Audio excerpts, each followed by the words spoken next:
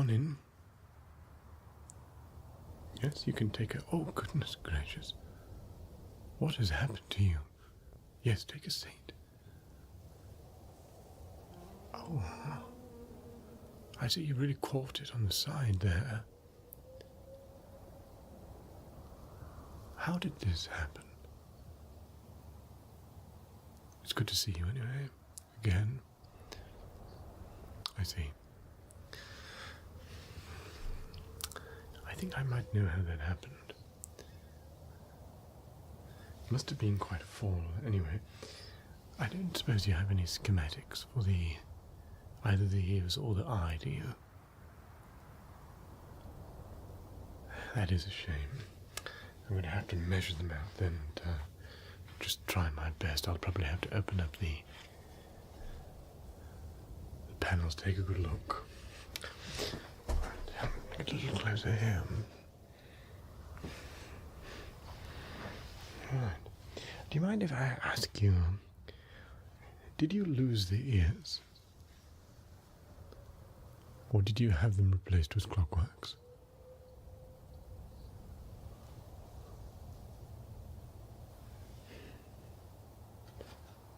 I see.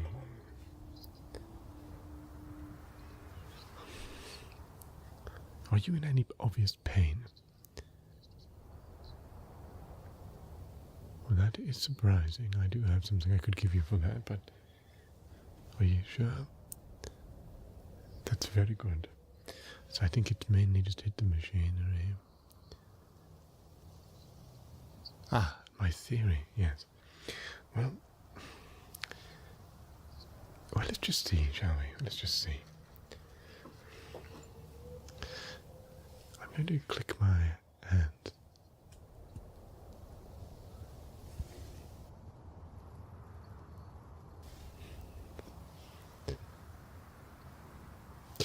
Okay, so I think what's happened here is the damage to the eye and the fall is a direct result of the ears being unbalanced.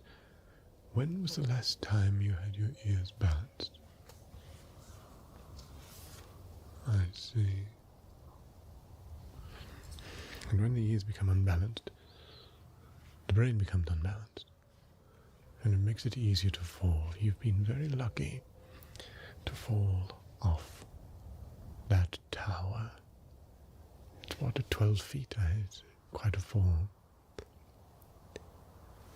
Something must have broken your fall. Right. So what do I fix first?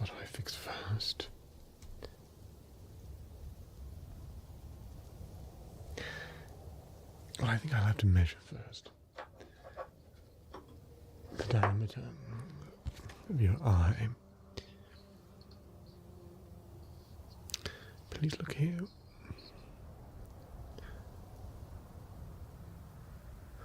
Right. Now I'm going to measure your ears. That's a good sized ear. That's the same. Good. It's good to have them symmetric. I'm going to have to get into the ears. Take off the main panel first.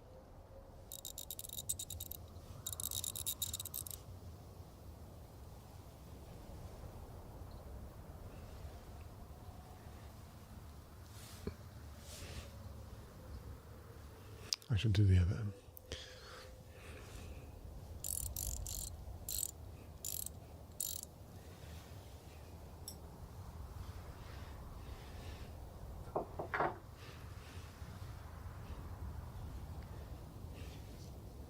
Remarkably high quality workmanship.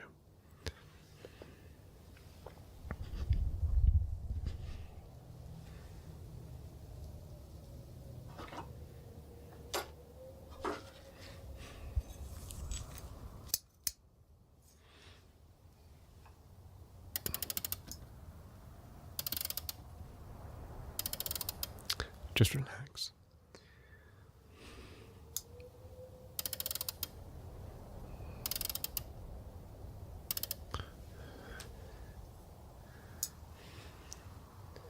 I see, I didn't. If the eye is buzzing, let's switch that off first then. Did you break your monocle? No, of course I remember. Well, that's something then, isn't it? Is it off? Good.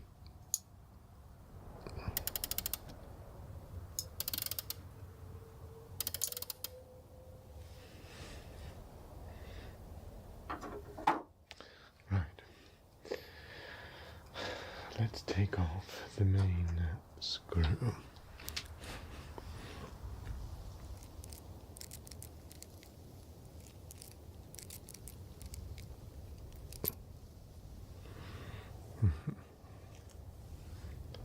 Let's put this here.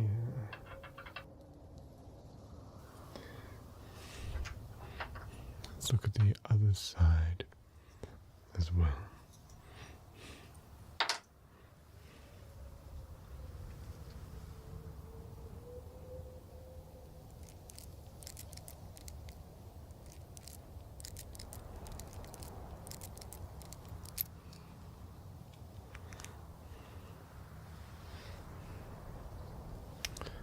They're both too chewed to put back in. I may as well bin them. I've got replacements. Right.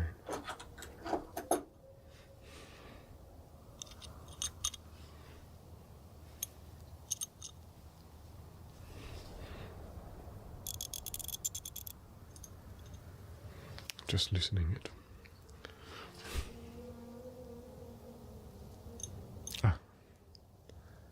That one just came straight off.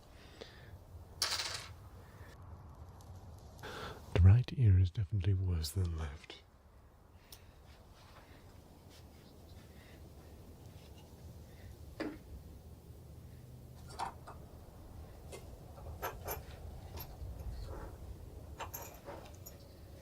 There is a little bit of corrosion on the left ear.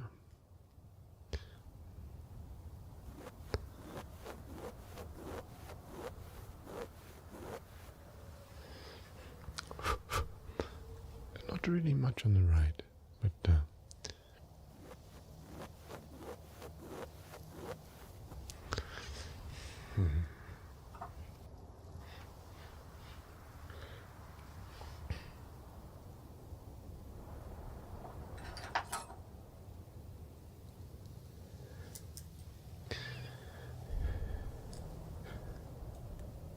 Why are you worried I'm a quack?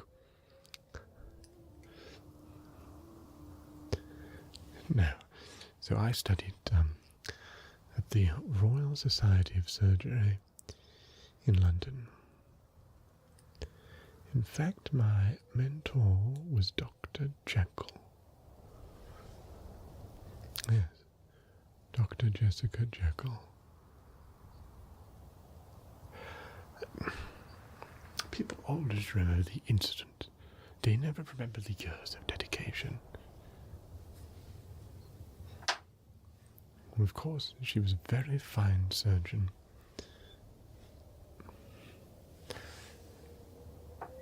One of the best, still is one of the best in my opinion. I should go visit her sometime.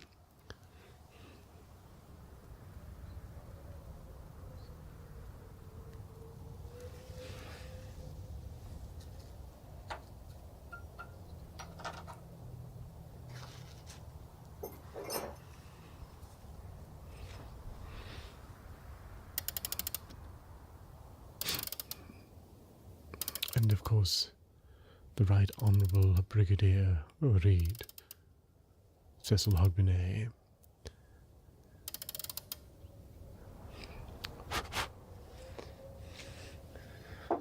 Chief Surgeon to Queen Victoria himself.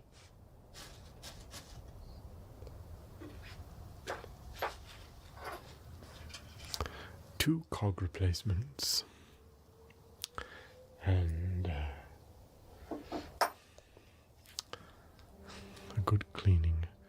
And we'll screw it back, and I think it should be working.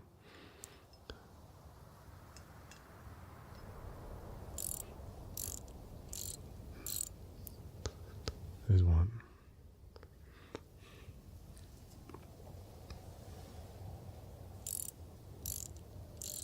So how did you get here? If I remember correctly, you work for the Royal Horological Society. Is that correct?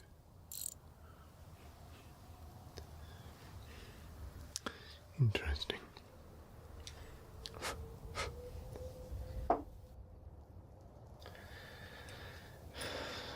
I have, I'm afraid I only have these. Your original screws were black.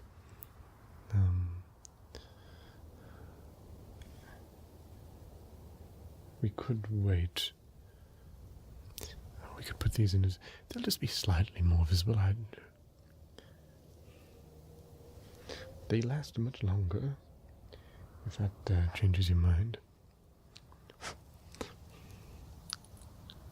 But we can always take them out and put a different in. What was I saying? Oh yes, how did you arrive here? Ah, that's where you dropped the monocle, of course. So you came from London, and you travelled airship all the way.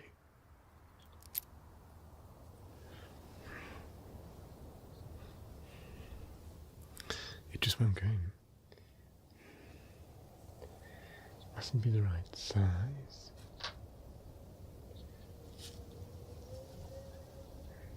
Actually, I do have a black one. That's rather fortunate. I have 3. Yes. Perfect.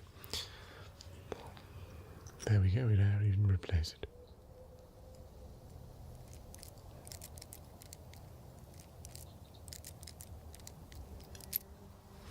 No, well, partly the way. I got to I went via the Orient Express to Istanbul, and then took the airship from Istanbul.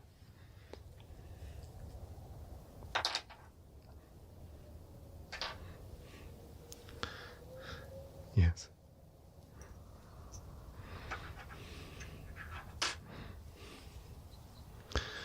I don't actually. I think I've been here 4 years now. Captain Wolf or something, was it?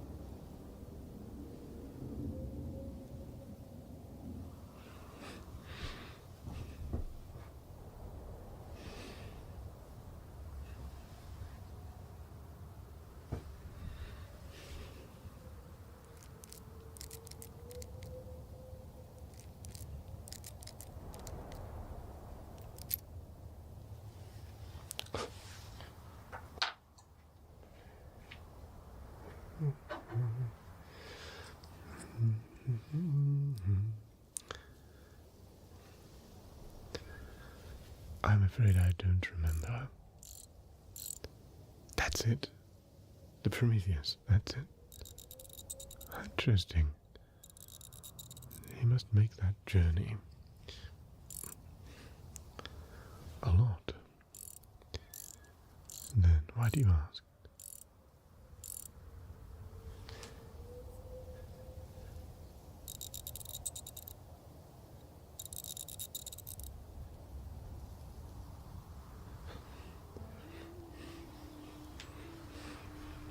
Take a look at this side.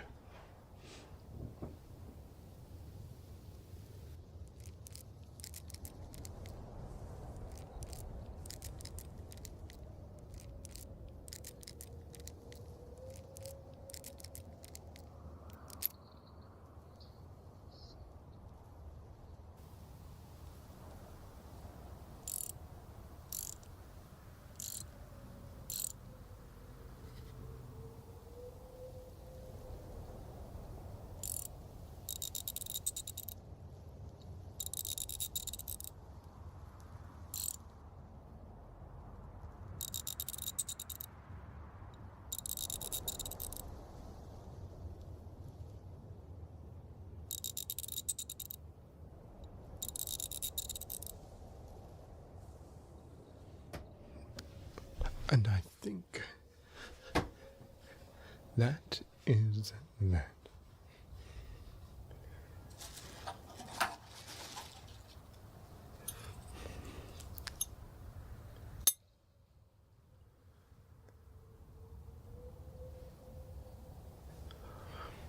Close your eyes, and I want you to tell me if you hear the noise in your left ear or your right ear.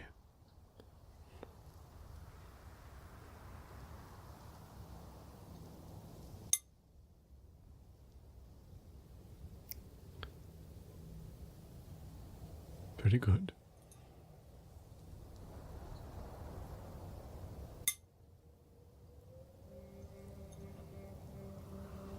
Good.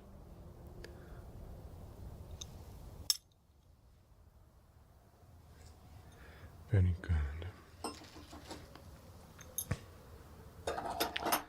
Now, how's the tone of the sound?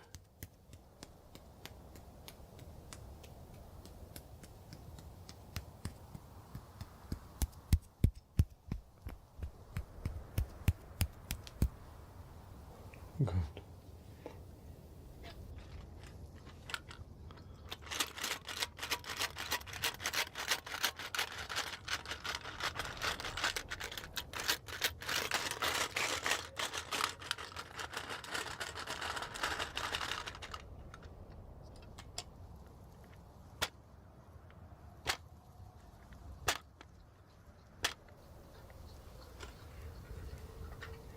Good.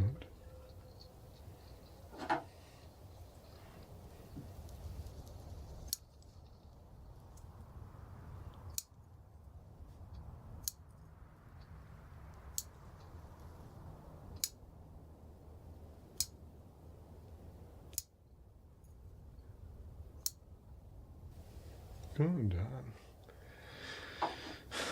I'm very happy with that. But we still need to fix that eye.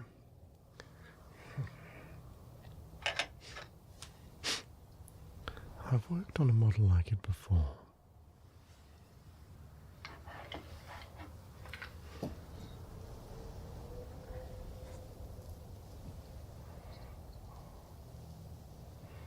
It's quite tricky to work on because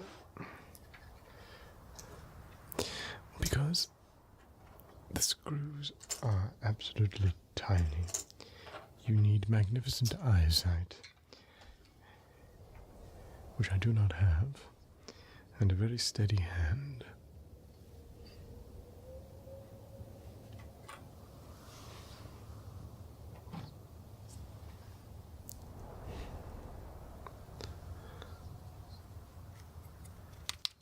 That's where these come in.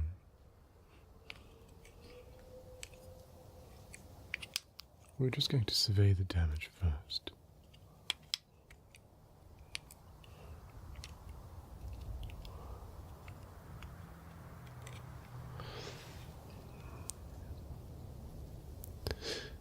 Well, the front is out. That much is certain.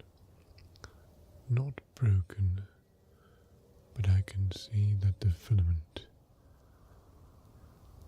is gone.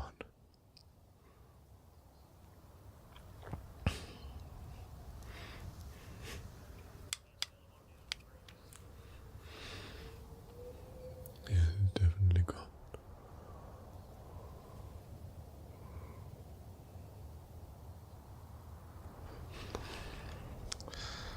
Before we can go any further, we'll have to remove the damaged bulb. If you can keep perfectly still, please.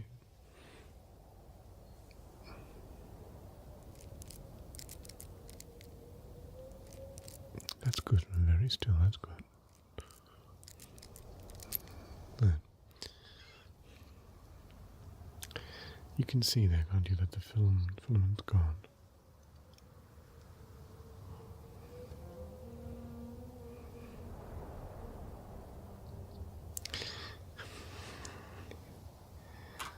Right, well, I only have 2 replacements. We don't have the most amazing stock here.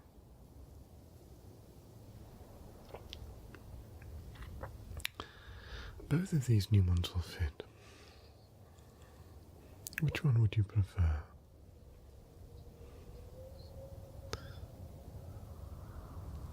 This or this?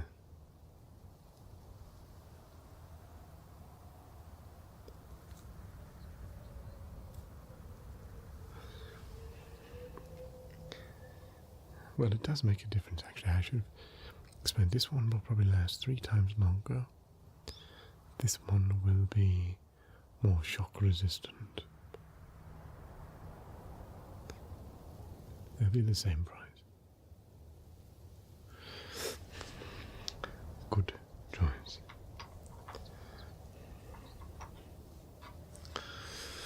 Well, if you can keep still again.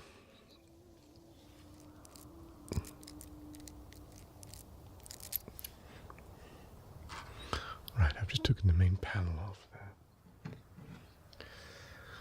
Before we replace the bulb, we're going to have to look to see if there's any further damage within the circuitry.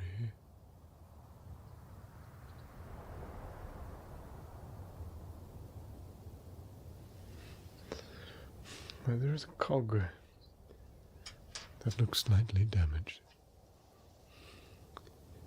I'm not sure I'll be able to get it out.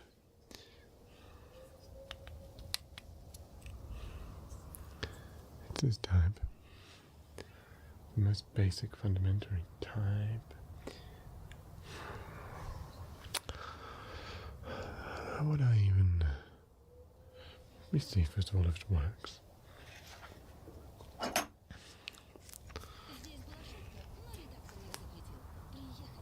Well, it ticks. But I'd still like to replace it if I could. Better have a go with these.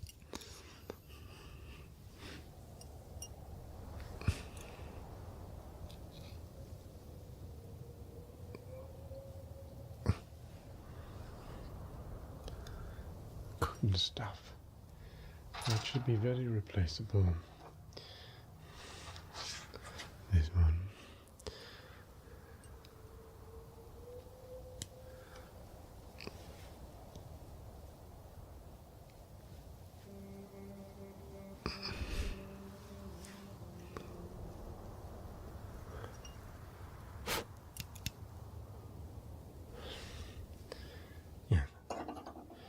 That should do it.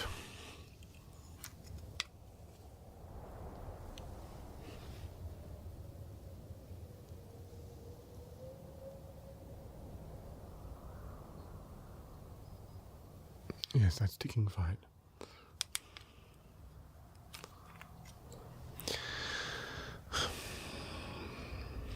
Now to replace that bulb. We went on the larger bulb, didn't we? The more long-term surviving bulb. I need these later. Very good. This one, wasn't it? Yes.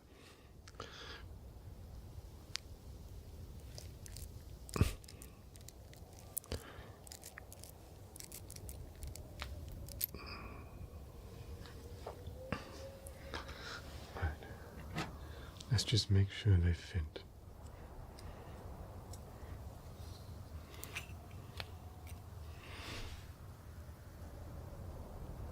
Right, let's see if the operation is good. Look here.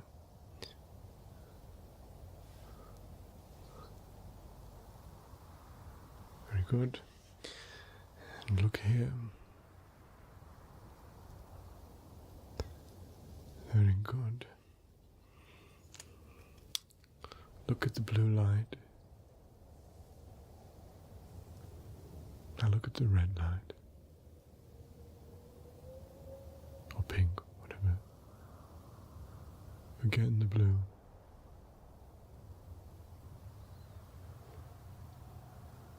Now the pink. Now here.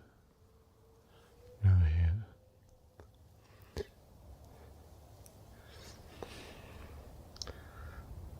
When was the last time you had adjustment of the internal mechanism? thought so. It does seem somewhat blurry.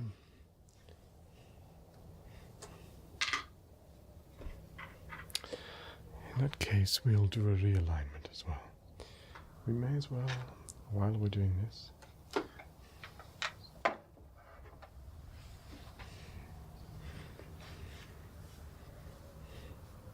a visual realignment. Let's start with the baseline. Bats. Correct. Cats. Correct. Rats. Correct.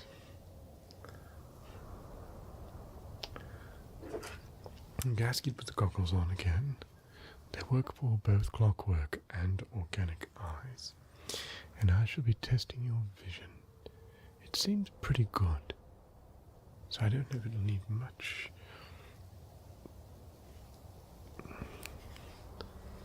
adjustment.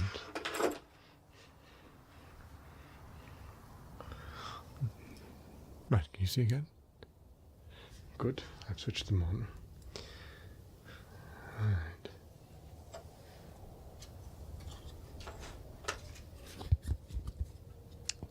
Hats. Is it fully clear? Yes, I wouldn't have thought so. Number one. Or number two. Number one. Or number two.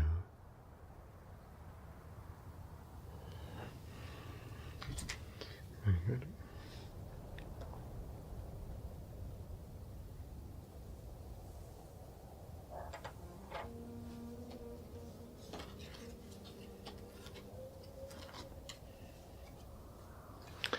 Bats.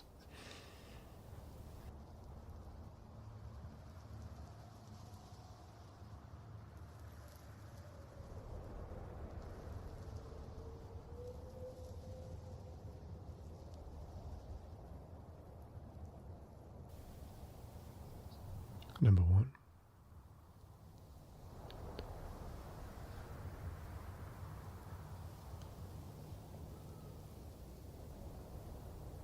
Or number two.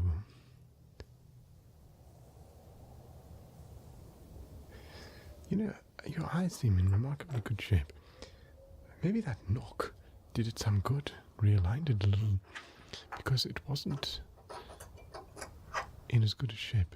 I remember when you first came to see me, rats. Number one. Or number two.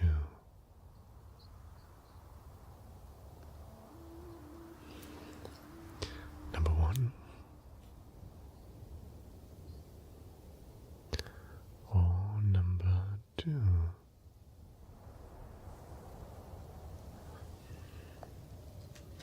Very slight adjustment there.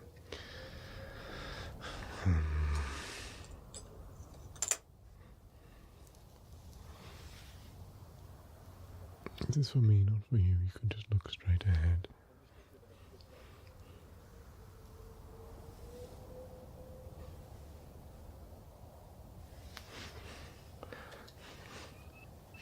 Oh, I don't know if I miss anything.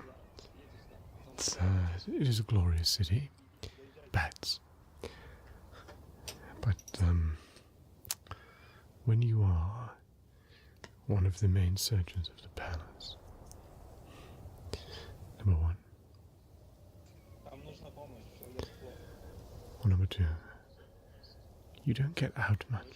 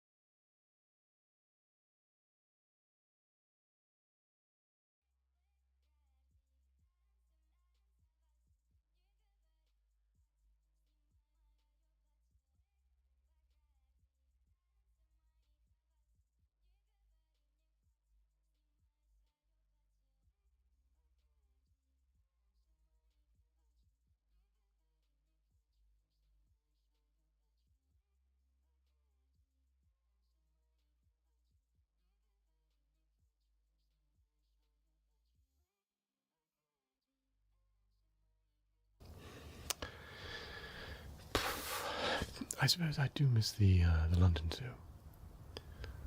I remember I used to watch the ephemeral elephant for quite some time. That was a remarkable. Or the clockwork cheetahs, of course. Goodness gracious, could they go fast? No, I've never worked on an animal. Well, I say that, actually I have. Dash, the Queen's dog. I did replace one of its legs.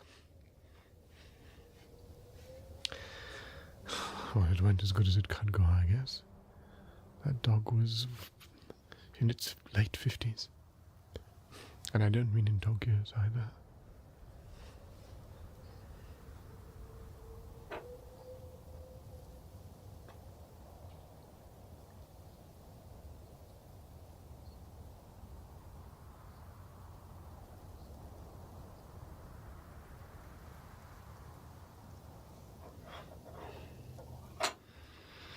And I can assure you that I don't miss cats, the cold. Number one, or number two. One, or two. I remember when I came here on the Orient Express, the painting. The train journey itself, I don't say painting. The train journey itself was rather smooth and quite pleasant, relaxing. Several days. And the temperature gradually changed until we got to the warmth of Istanbul. But then when I took the airship, well, the temperature must have changed within a few moments. And I remember thinking, rats,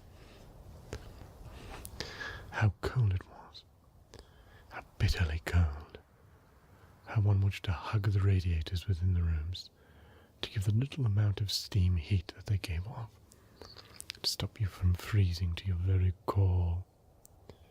One or two.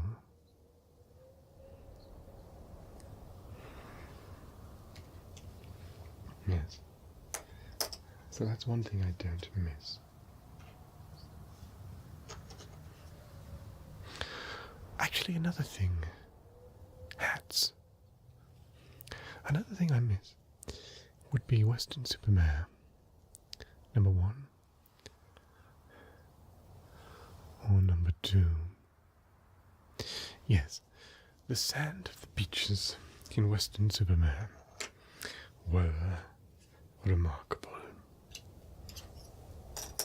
Having yourself on the beach there and being able to enjoy the rock and the unforgettable taste of bats, of candy floss. Number one. Or number two.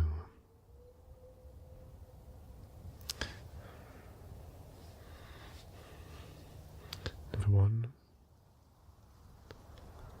Or number two.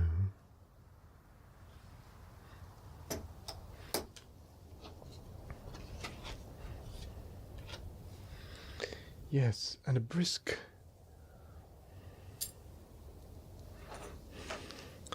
paddle in rats in the sea. Of course there is sand here, or number two. But it's a different type of sand. Less coarse, it's definitely more silky.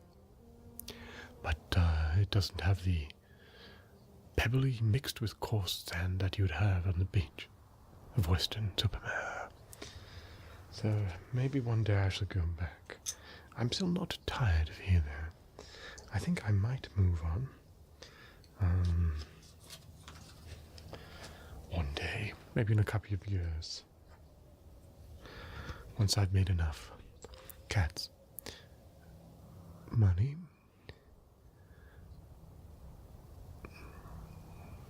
Oh yes, it's rather lucrative here. Very few doctors. I don't overcharge. I charge what I would usually charge.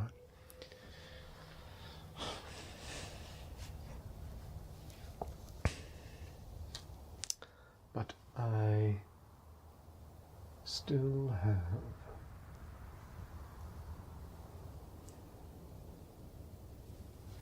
a glut of patience.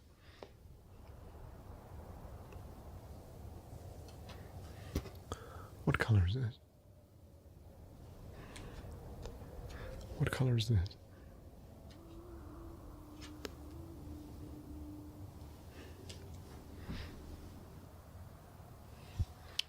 Oh, and of course cricket. I mean, they have cricket here, but it's not like the W.G. Grace style English cricketing that you'd see. I do miss sitting on the pavilion. Yes, listening to the sound of bats. Listening to the sound of bats cracking against good leather cricket ball. Are you sure? This is definitely the second one.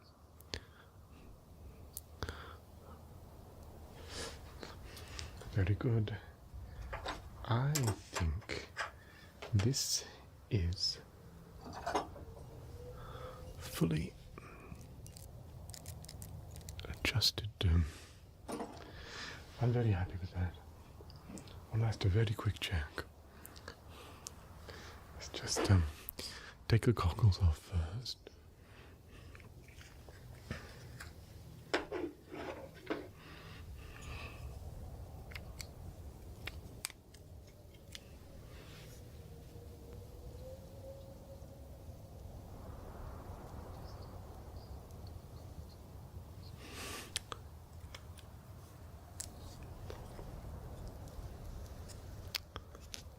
Tip-top condition.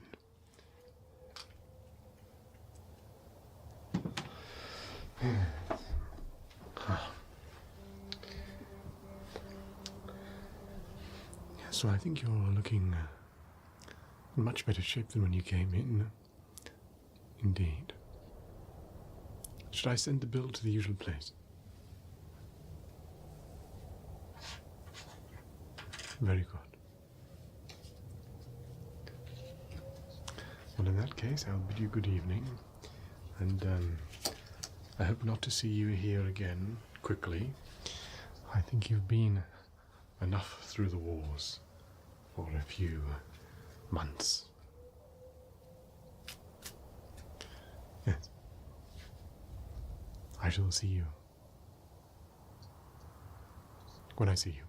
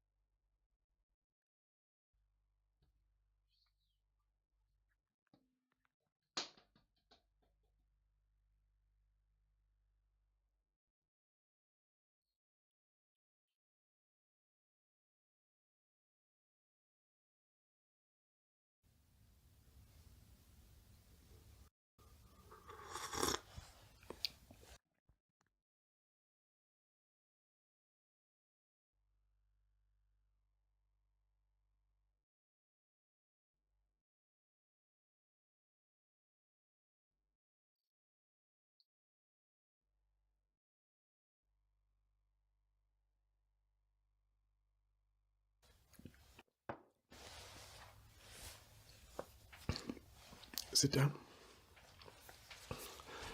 Right. You got here quick. Good. What do you know? What did Simpkins tell you on the way in? Well, that is the crux of it. Do you know Harkin? Lord Howard Harkin. Oh, he is there. I had them put a map up for me of the suspects that we've got. Well, he was murdered last night, as far as we can tell, quite late. I've got some of the files and stuff here. Let me have a look.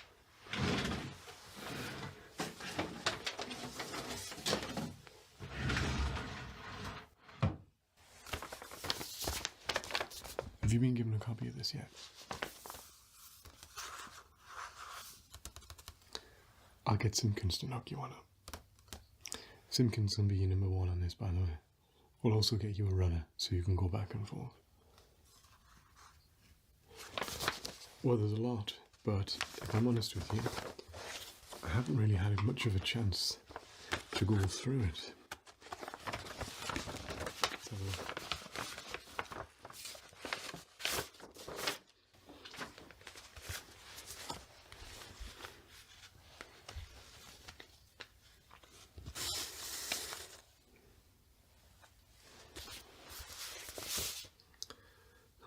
We've got an evidence folder here.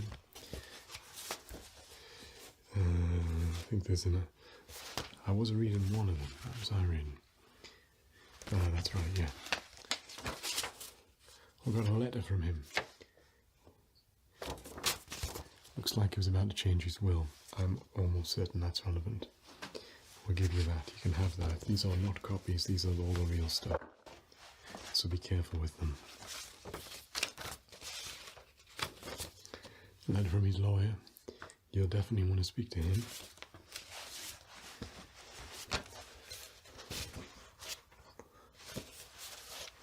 Rupert Harkin's in there as well. That was his brother.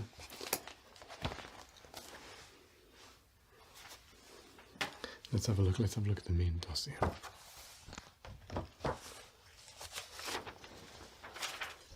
Simpkins has knocked you off a persons of interest folder. She's actually recorded all the personal statements as well from the suspects. We've got some main suspects here. Let's go through them. Persons of interest. I had the cards marked up as well. That we usually use. Right, first himself, Howard Harkin, 48. Trade magnate, 56 Prince Albert Gate. It's a massive house, by all accounts. 5'9", blah blah blah blah blah. Basically, neat, tidy. Basically, he's a huge businessman. I actually had a phone call from the palace, talking about how this has to be handled very quickly and very discreetly, which is why we've picked you for it. On all accounts, not a very pleasant man. Just ruthless like all the businessmen are. First person in here we have is... We'll get to that. We'll get to that.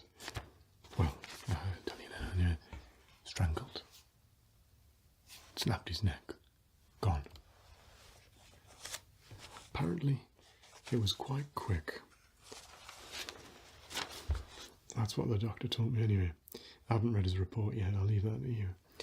Lady Constance Harkin was Lady Sancroft of the Sancrofts. Lady of the house. Obviously, most people, when they commit a crime like this, are known to the person, and your number one priority is always going to be the spouse. So she's definitely in there. We have a picture of her. Let's have a look. Where is it? Oh, there she is. I'll leave the cards with you, as I say.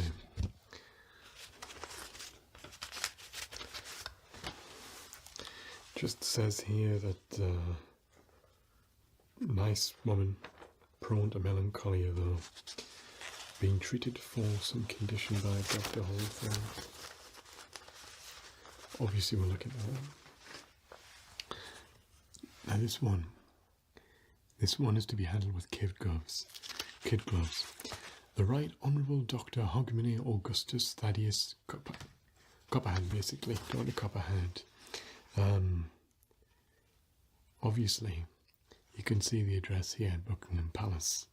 So obviously, I'm going to have to be careful with that one. He has a direct line to Her Majesty, as I understand it. Rupert Harkin, well, he's the brother. Bit of a rebel, as I understand, a bit of a revolutionary. Yeah. Disinherited. He's definitely one to talk to. I don't know, but we have to check the will. I don't know if he had anything to gain from it, but it says disinherited, so anyway, he needs to be looked into. He's got criminal charges here, non-violent stuff, political stuff. Reginald Gromwald. Now he worked for Harkin. He is a cartographer, first class. Apparently he's a very good one. Obviously lots of people work for Harkin, so why is he in here? He's in here because he was one of the last people to speak to him. He came to visit him on the day of his murder. Unfortunately, quite a few people came to visit him on the day of his murder. Captain Ichabodium Wolf, Sky Captain of the Prometheus Sky ship. He's currently docked. We've got a picture of him here. He's currently docked at High India Quay.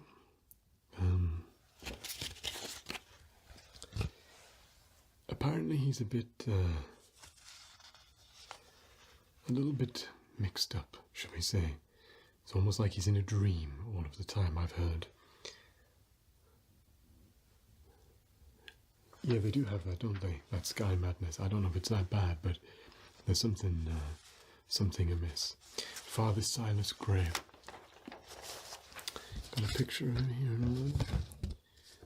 You'll get the pictures, right? Is he up there? He's down there. Is that one there? Ancient. He's 78 years old now, you think, and he's a priest as well. So you think to yourself, well, a 78-year-old priest is not going to be top of the list. And I would agree with you. But he is 6'5" tall, so he is massive, and he is incredibly strong as well. Resident priest, and most troubling of all, virtually everybody in here doesn't have criminal record charges, except for Rupert, who has a charge for like protesting, all that sort of stuff. Someone who wants to bring down democracy and our government. So minor offences, fortunately, because he lives in a country that is free. Anyway, that is not the case for Silas. Silas was charged with murder, second-degree murder. He murdered a Thomas Jodstrode. He was only 23 years old at the time, so it was a long time ago. But Jodstrode apparently robbed him. Robbed his friend, in fact. Report was filed, and he came across him in Regent's Park. Subsequent argument broke out, and he beat him to death with his own cane.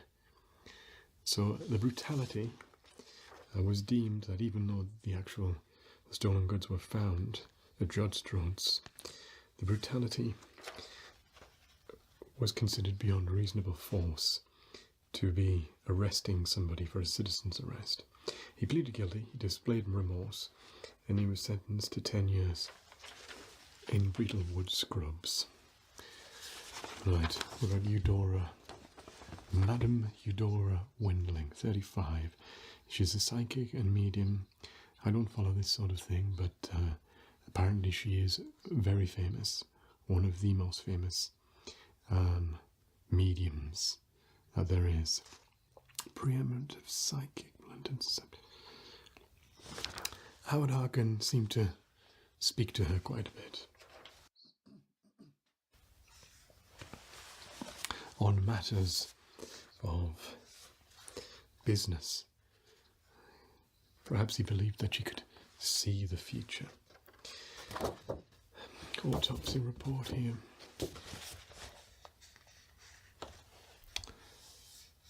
It says suspicious, violent, police referred, obviously. Between 7 and 9 p.m. on the 29th of February. That's based on rigor mortis.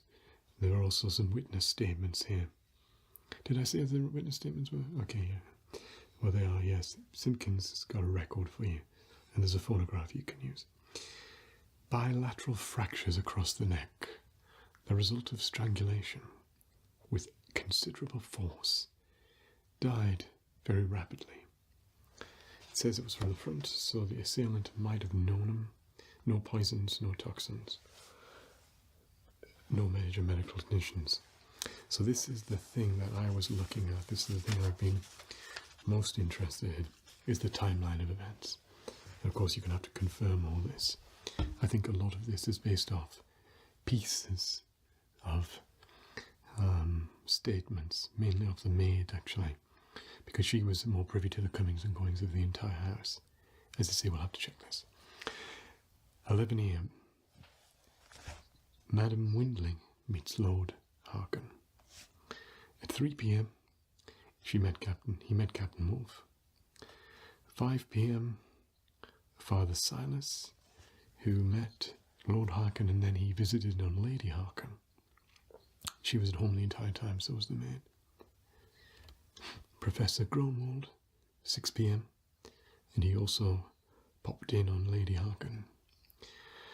Copperhand, 7 p.m.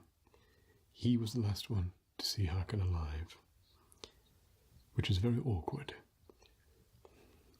7:45, his body was heard. Great clatter to the ground at 7:45 in his main office right at the top. Apparently, both Lizzie and Lady Harkin rushed upstairs and found the body 5 minutes later, perhaps. Miss Lizzie left 8 o'clock, get the police, 8:30 local doctor, 8:45 doctor arrives and seals off the murder. 9 p.m. Silas arrives at the scene and delivers the sacrament. Nothing was taken. He was found dead in front of his desk, surrounded by books. Not sure if this is even relevant, but the books were 2 encyclopedias, A through C, H through K, Holy Bible, A People of Import. That's that catalogue of the elites of the British Empire, yeah. Limited Companies, a company house ledger, History of the Roman Empire, volumes 1 and 5. There was a golden cog adjacent to the body, stamped ABC. There was a tarot card depicting a man stabbed several times. And there was a rope leading to the pavement outside attached to the desk leg.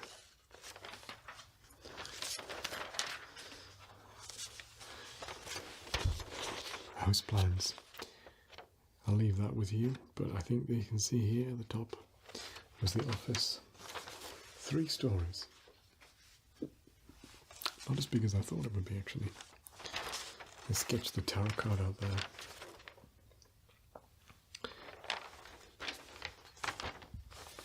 You'll have to find out what that means.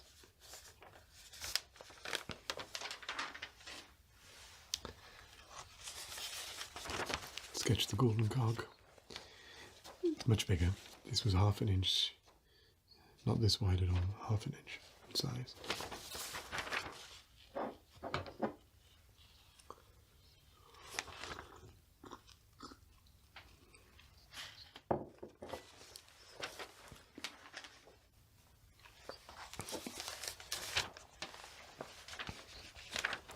This was the other weird one that I spent most of my time with. Here's his office. Big desk. Not a huge office either. I think there's a safe here on this side or this side. Yeah, this is the safe. No attempt. There was apparently money and things on his desk. No attempt to take anything like that. Just a murder. Found here, there's the books scattered around. You can see them there. And this is a rope that left out of the window. So perhaps the murderer left via the window. Could just be a red herring to steer us off, but I don't think you'd go to that extreme. So, no, I'm thinking that's got to be relevant. You should get yourself down there. Obviously the body's not there. That was in transit early on for the... Interesting. For the autopsy. So it's saying here the rope was lightweight and it wouldn't have supported more than 150 pounds. That of a child or very, very slight person. Curious. Because no child or slight person is breaking someone's neck like that.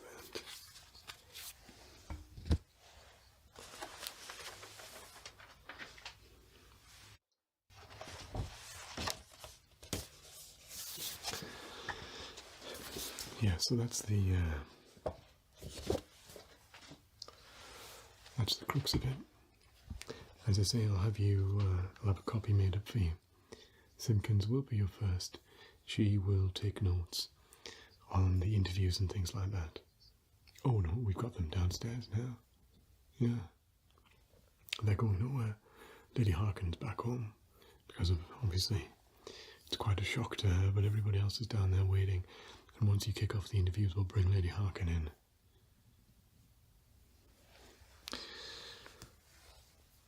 But I would probably start with the maid. She was the one who answers the door to everybody. She is quite a blabbermouth as well. So hopefully she'll be able to give some sort of reference to the characters who are coming in. Yeah. Yeah, then I mean it's up to you after that. Maybe the captain. It's maybe the captain, yeah. Be very careful with Copperhand. We've had this before, and you know, as soon as you get somebody in the palace involved, then it becomes incredibly awkward. And if you're not careful with them, because we're going to have to interview every single one of these model ones, so if you're not careful with them, just disappears, doesn't he, behind the palace gates? And what are we going to do? Going to warrant to pull him out of there? That's never going to happen. You're going to have the most ironclad evidence if you're going to point the finger at him, and we're going to try to bring him down. So careful with him. Apparently he's got quite an ego on him, so if you just flatter him, I'm sure he'll be more than happy to help.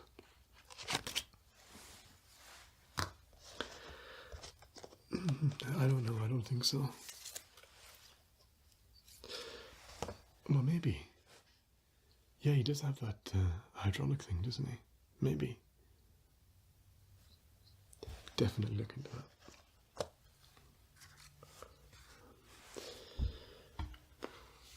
Well, apart from that, I just think keep me up to date. Telegrams. Not every couple of hours, but anytime something interesting develops. And at least 2 a day. Send them across to me. If you can copy in Oldham as well. Oldham will make copies of everything. Any evidence that you want copied across to Oldham, send it by a runner. I don't want anything posted on this one. By a runner for all of them, yeah. Oldham will make the copies. Oldham is also reaching out to Dr. Hawthorne. Oh, didn't I mention it? Dr. Hawthorne was treating Lady Harkin for her nerves. Yeah. Apparently he's in Paris. So, yeah, Oldham sent a communication out on that one to see if we can get him back post-haste. But yeah, Rutherford, I am certain that you're going to be able to handle this quickly and efficiently. I have a great amount of trust in you, and you are our shining star of New Scottish Yard. And this will just be another tick in that very lengthy book of successes. Well, I won't keep you any longer. Good luck. As I say, keep me up to date. And if you need any other resources, we'll see what we can do. Даже спасибо не сказал мне, да. Right.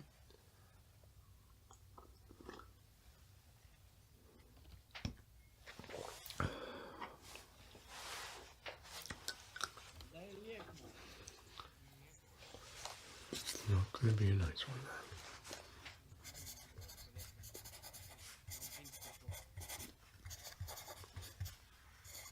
Да, что?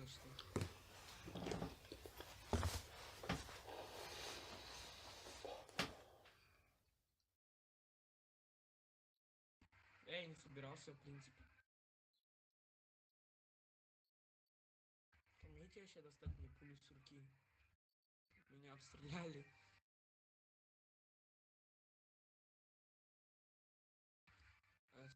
Скажи, важный вопрос. Что такое убить негра?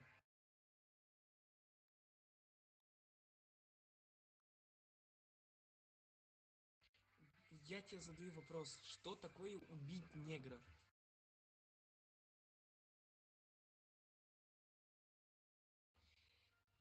Иди нахуй отсюда.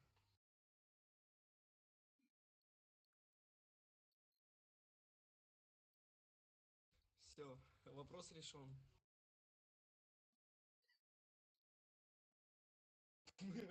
А чё нет? Да, что? Ладно, плохо. Что? О! О! Нет. Иностранный акцент. Нормальный у вас акцент, сударь.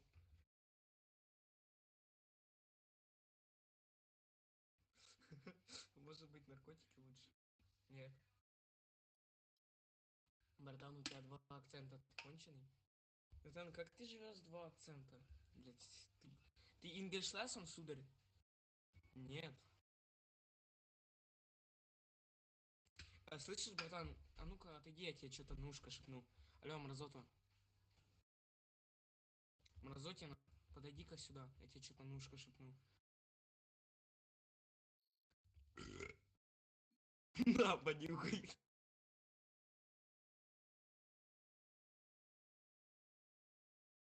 А, кстати, меня там твой этот опущенный, так скажем, подачник говорил, что даст мне 6-й уровень розыска. Слышишь? Твой там опущенный мразотиный просто, мразота, которую ногами пиздили в детстве, говорила, что мне 6-й левел розыска дает. Ну где мой 6-й левел розыска? Мне похуй. Не, братан. Либо ты слышишь, либо мне похуй. Где мой 6-й уровень розыска, сударь? Он же конченый тиммейт говорил, что выдаст. Где? Я не вижу. Я его просто слил из дихла, когда он по мне стрелял с плюса. Я не вижу, где мой 6-й розыска, братан. О! Фига ты выдал. На мана, видели такое? Не, ну читик вообще жесткий, братан. Ты фарф вообще параш.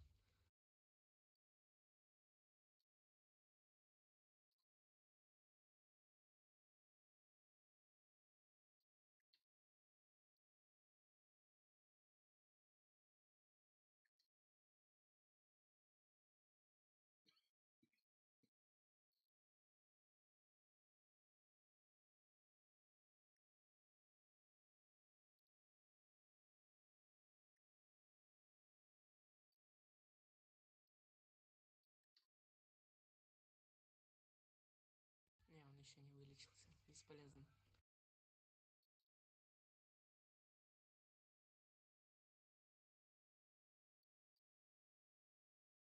Реконнектнулся, вообще гений. Так базово. Мне его тиммейт говорил, что выдашь эту левел розыска. Да-да-да. Где? Я не вижу.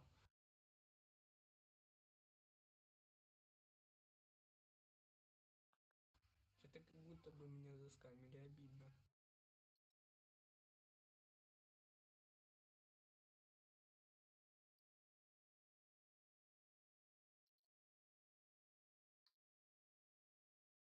Ну так базово.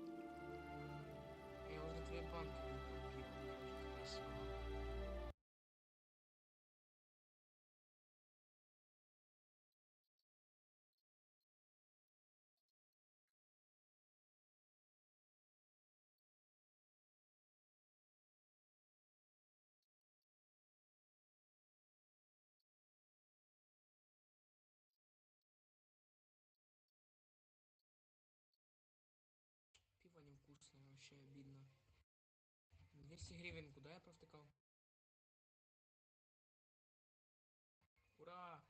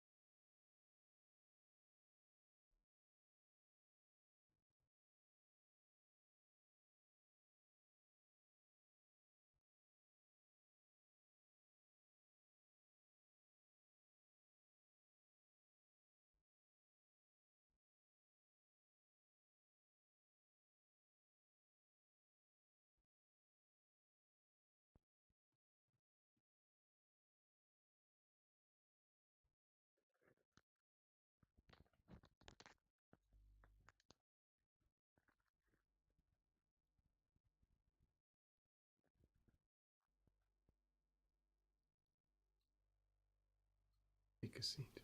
You're on time. Yes, I've been expecting you. Most people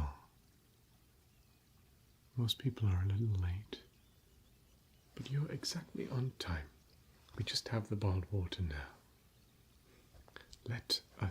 Would you like some tea? Yes, let us have some tea.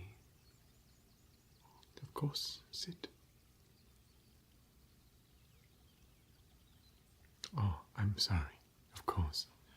We haven't met in that sense. Eldroil. It's nice to make your acquaintance. And you?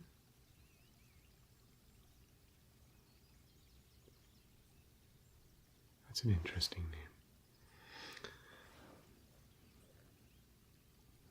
Yes. A special type of leaves, these. Depending on how long you steep them for, it tastes of a different fruit. What is your favorite fruit? That one takes 6 days worth of steeping, and you'll be gone by then. What is your second favorite fruit? That's good. That's much quicker. Now the secret to elven tea, the secret to all tea, I guess, really. There are a few tricks. Firstly, you should wash your tea.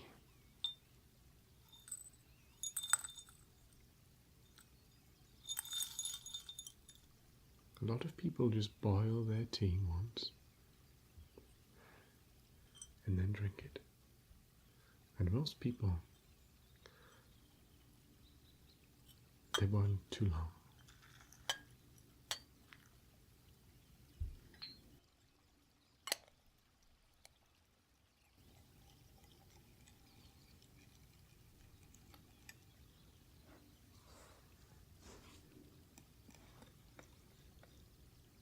Братан, зачем ты медика вызываешь? Я тут стою.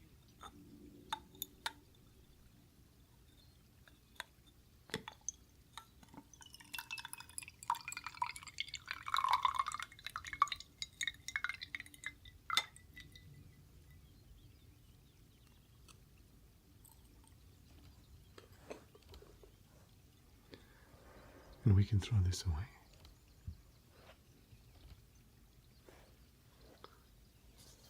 even after you wash it, the second cup is always a little fuzzy somehow. It tends to be the third or the fourth cup that is the most delicious.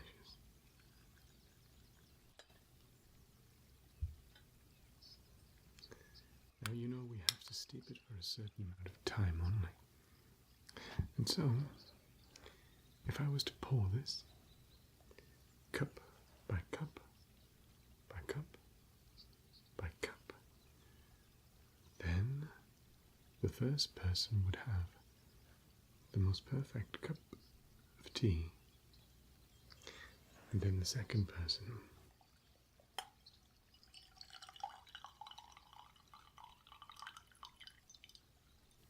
would not. And by the time we got to the last person, it would be quite sour. So we transferred across to another container. And then finally, we pour it through.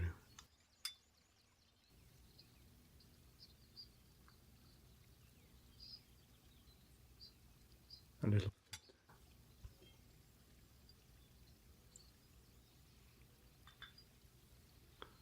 One for you.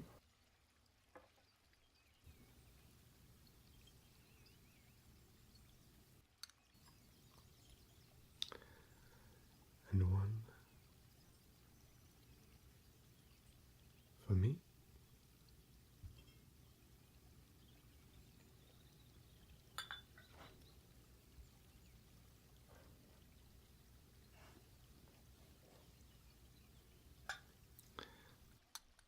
And one for Treebeard,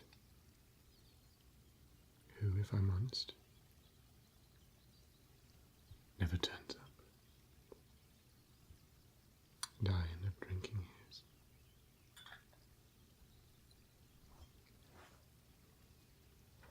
Try it.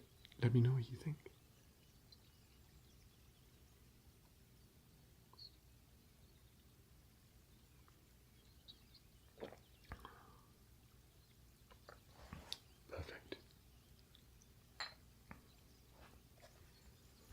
I believe you have some papers for me.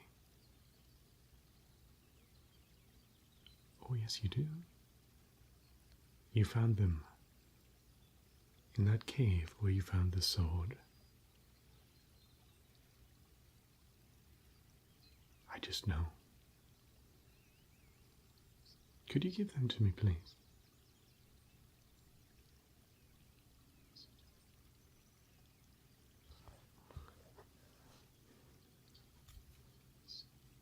I'm in no hurry.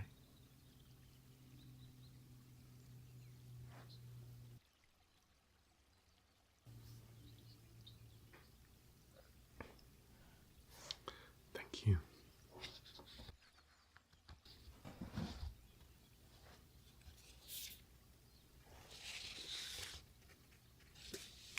They're not blank.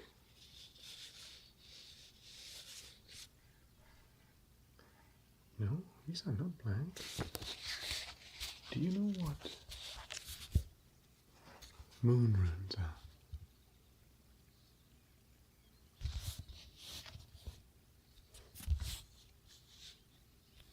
Or they're special runes that can only be seen by the correct moonlight.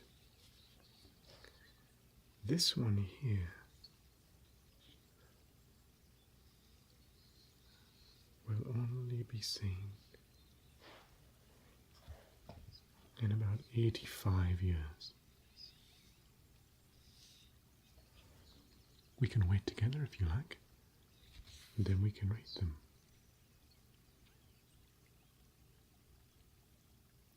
Oh, of course. Well, if you're in a hurry, I do have other ways of translating them. You see, the right ascension and the angle of the moon has to be just correct for them to become visible. But I can decipher it by using my orb and some of my other tools to display just the right type of light.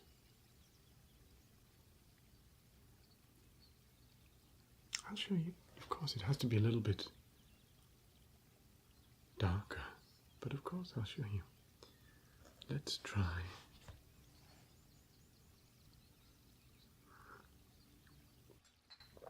this first page, shall we?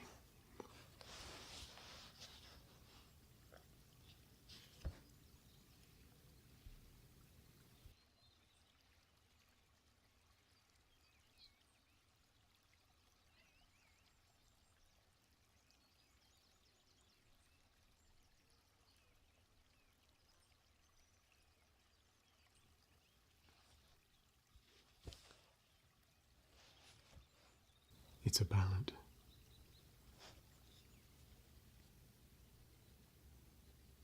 This one has been lost for many years.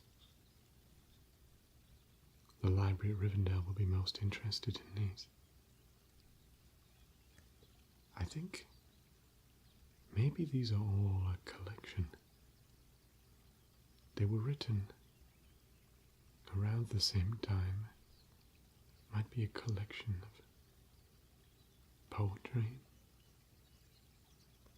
This is excellent. I let you in a little secret. Poetry is closer to the truth than any history.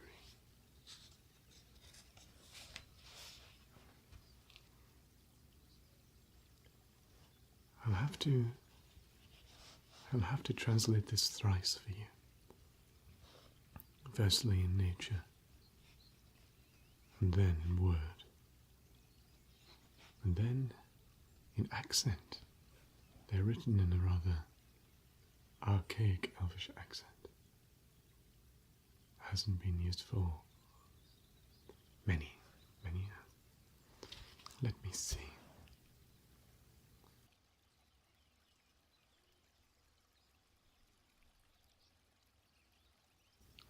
The elfin knight stands on yon hill.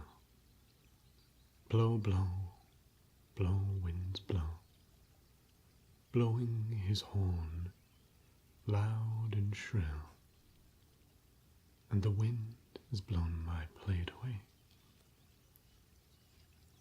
I know this poem. It's about a lady who falls in love with an elf.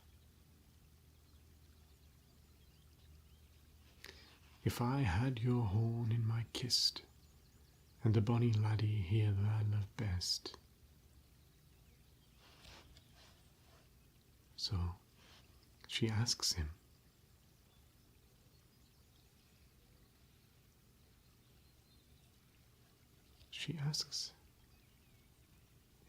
what she could do to win his love.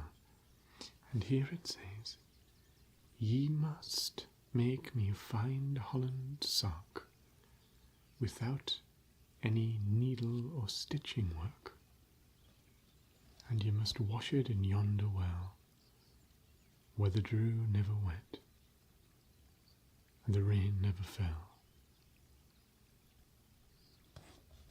And now she says, "Since you've asked these things of me, it's right I ask some money of thee. My father asked me for an acre of land between the salt sea and the strand, and you must plough it with your blowing horn, and you must sow it with peppercorn, and when you've done and finished your work,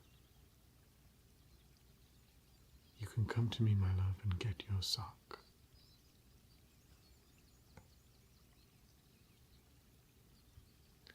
This is an old ballad that talks about how an elf sets this young maiden an impossible task, and she sets him also an impossible task.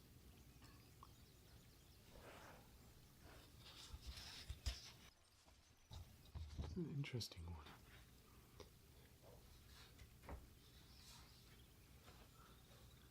let us check the next one. Алгоритм поездки готов.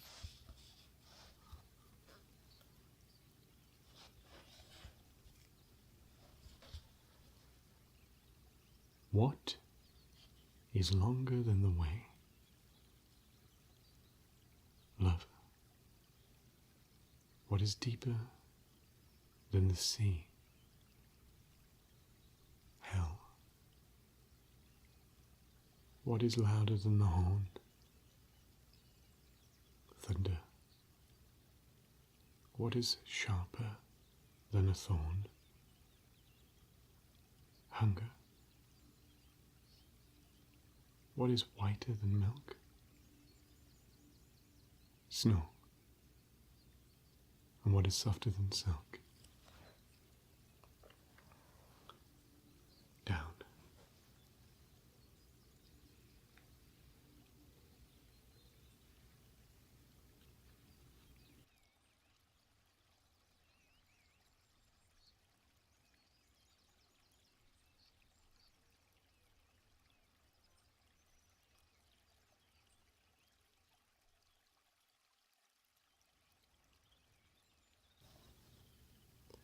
Oh, now this one I do know.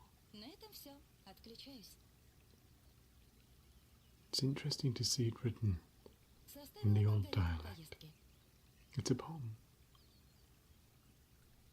Oh, where have you been, Lord Randall, my son? Or where have you been, my handsome young man? I've been to the wild wood, mother. Make my bed soon, for I'm weary with hunting and must lie down. Where did you get your dinner, Lord Randall, my son? Where did you get your dinner, my handsome young man? I dine with my true love mother. Make my bed soon, for I'm weary from hunting, and fain wild lie down.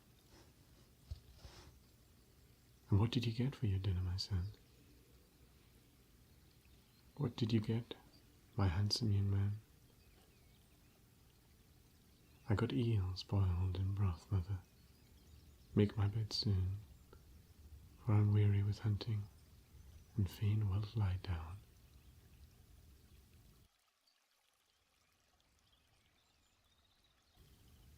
What became of your bloodhounds, Lord Randall, my son? What became of your bloodhounds, my handsome young man? Oh, they swelled, and they died, mother. Make my bed soon, for I'm weary with hunting, and fain will lie down.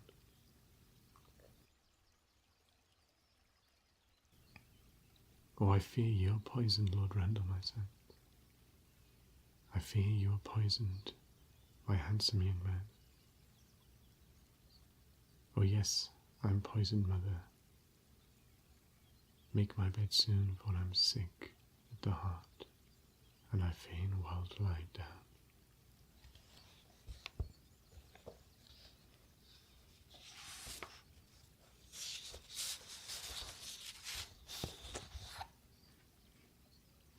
This is based on a true story.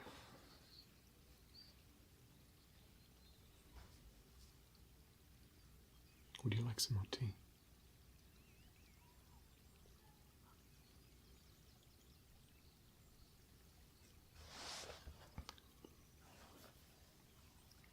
Perhaps we read the next one.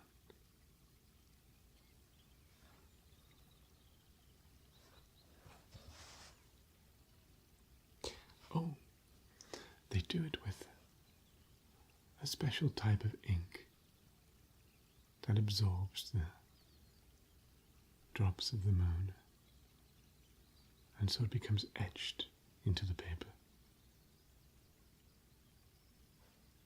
They use pens like this. Yes, and they use special ink.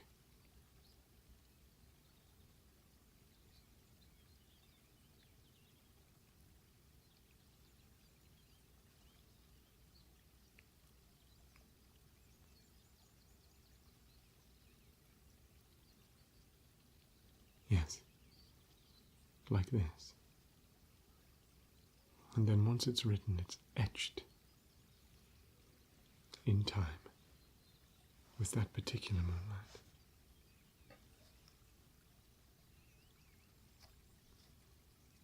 I use the ink myself as well, but I use it during the day, which means that it can be seen anytime the moon shines. I don't like to keep things secret. Oh, let's look at this one. I think this one is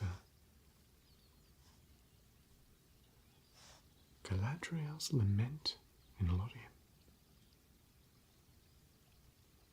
Any elf, no matter how young, is able to recite this.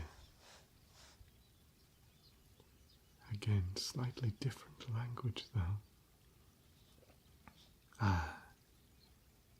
Like the gold fall, the leaves in the wind, long years numberless as the wings of trees. The years have passed like swift draughts of the sweet mead in lofty halls beyond the west, beneath the blue vaults of Varda, wherein the stars tremble in the song of her voice, holy and queenly. Люблю быть штурманом. Алгоритм поездки готов.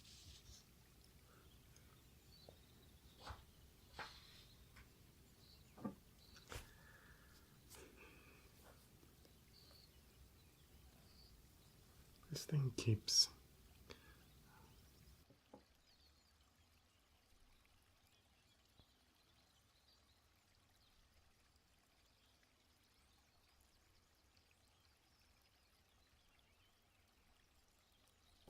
I'm sure it will be fine. Oh, this one is a wood elf poem. How wonderful.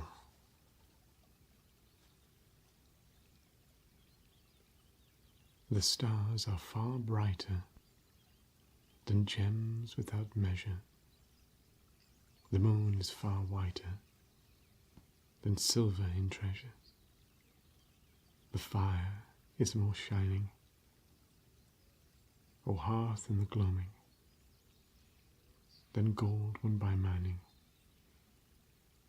So why go a-roaming? O tra-la-la-la-lally, come back to the valley.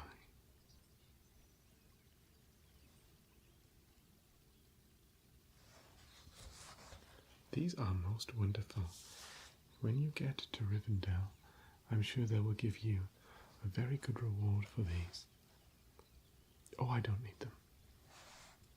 No, I can just use my orb either to cast or to revisit.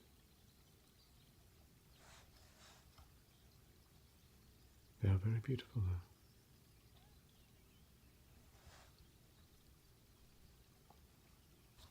This is the last one.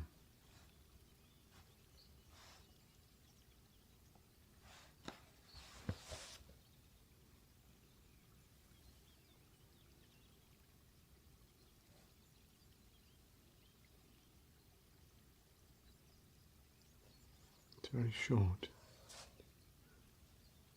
very weak. Sing, all ye joyful, now sing all together. The winds in the free top, the winds in their heather. The stars are in blossom, the moon is in flower, and bright are the windows of night in her tower.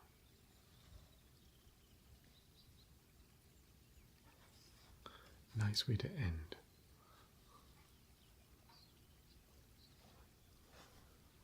Nice way to end the moonlight.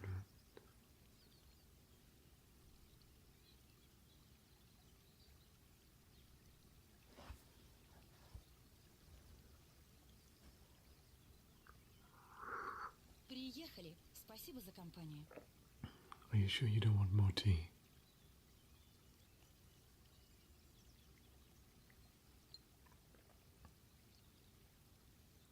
that's fine.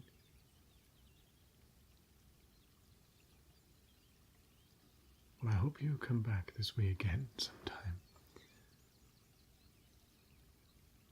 Маршрут построен. I don't think you do, though.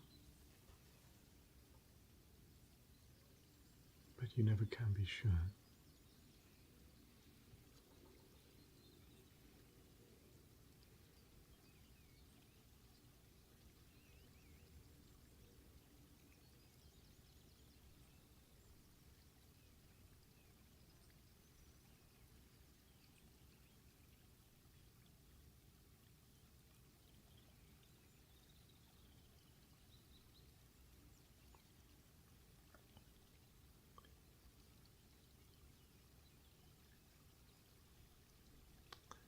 Anyway, good luck with the changelings.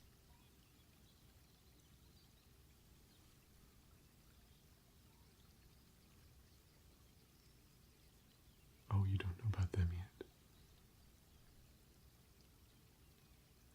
Well, I won't spoil the surprise.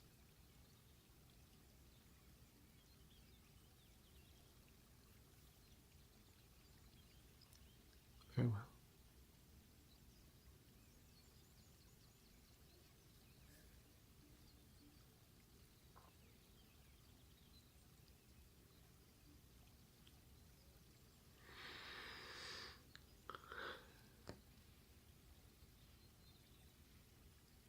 What a nice person.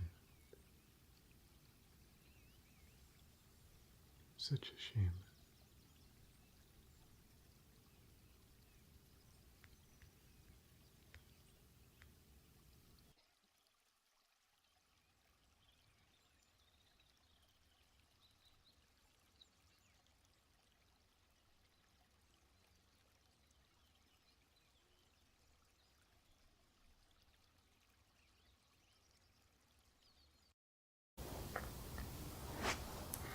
Michael Vannon. I'm afraid you're always a little bit late. That's my fault, not your fault. I'm afraid your tea, as a consequence, is cold.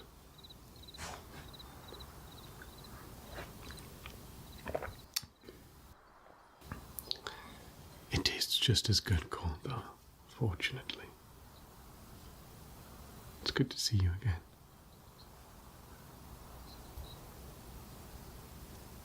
Did you manage to take that ring to the place that you had to take it to? Where was that again? Ah, yes, of course. Was it a pleasant journey? I'm sorry to hear that. Did the tea help? No, not this tea, yes. How did you use it?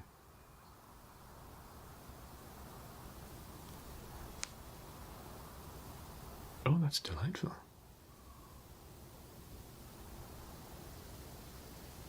Well, it does sound like you've been on quite a journey, but ultimately,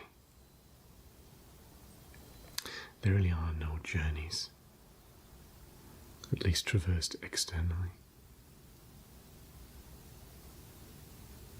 Journeys are internal and are to do with change. And you will be very changed. Neither bad nor good.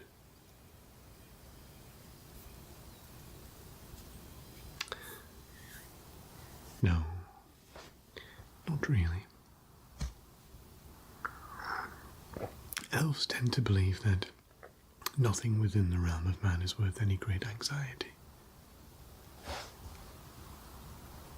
Truth be told, nothing within the realm of elves is worth any great anxiety either, in my opinion.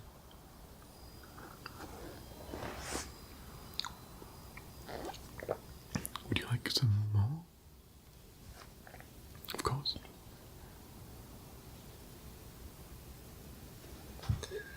Maybe I'll have some more as well.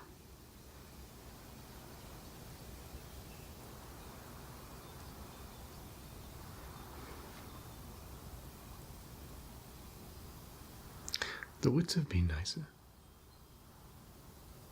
Less spiders. I don't really like spiders. They say they eat flies, but not these types of spiders. Not the ones that are gone anyway.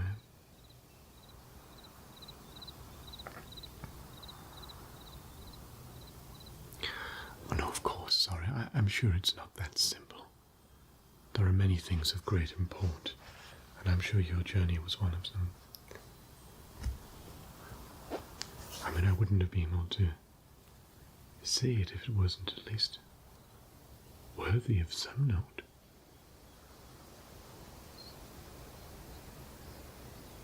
You're just passing through, correct? Your camp is nearby, near the waterfall. You have a few new travelling companions, and a few less old travelling companions.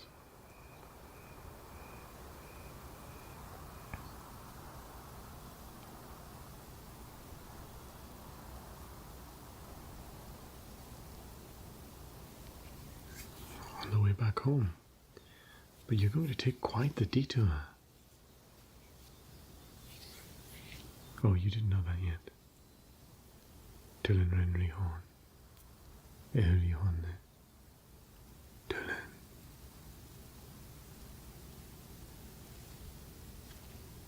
Oh, I do have some papers I could leave you with. Some basics if you would like to learn. Elves love it when people can speak even the smallest amount of their language. Although saying you speak Elvish or saying you want to learn Elvish is a little bit like saying you want to speak language. There are many different types of Elvish. Yes. Well, not all of them. The one you'll mainly find on your travels is Sindarin.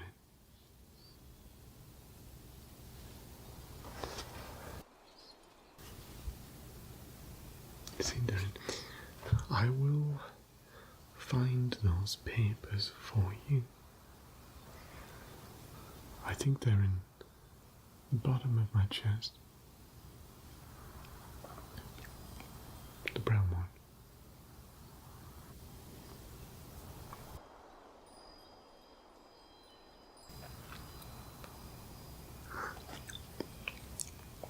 Let's start with hello, shall we? There are quite a few different ways to say hello in Elvish. The most common is my govanen, which literally means well met. That's nice, isn't it? We also have formal and informal ways of speaking.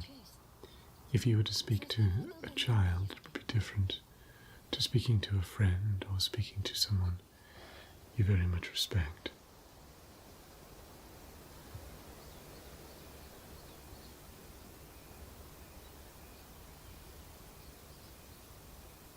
Louis Swillon.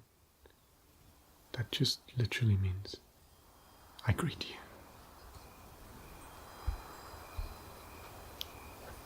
And Guy Swillon means the same thing, but in a more informal sense. Guy Swillon.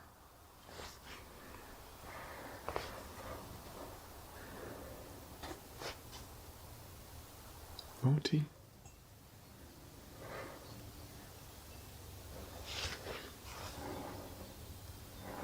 Maybe I'll have some more as well.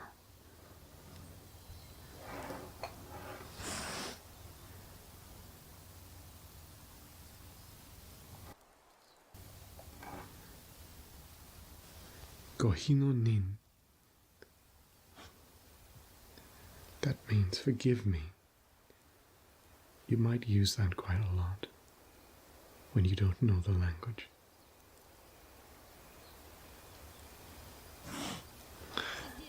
You might also use henyon, which means I understand, henyon, or henyon, which means I don't understand, henyon.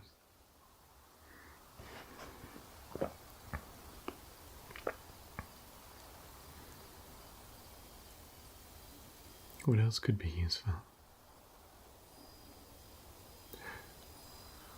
Man beninok. That means, could you repeat that? Man beninok.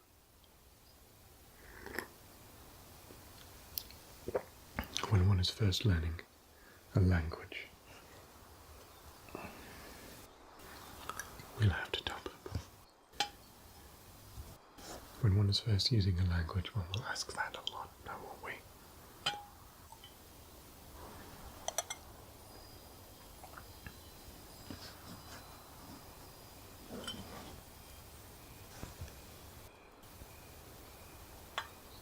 Man en elenith lin.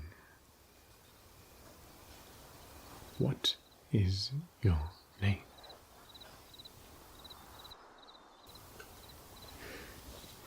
I think I wrote them in the common tongue phonetically so you can practice them.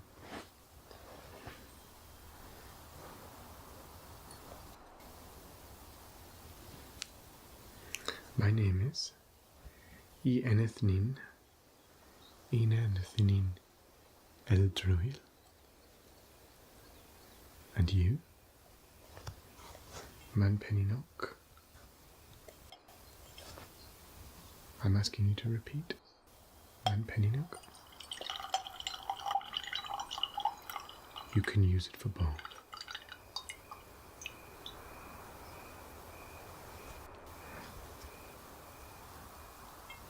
Im Eldruil Eston. You can say it. Here we go. You can say it that way as well, which is more formal. Elven. You know, I think my people like to think the word elven just means better.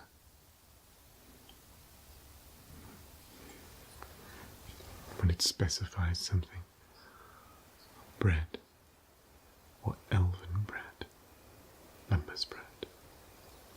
Elven bread is special because you need less of it to be fed.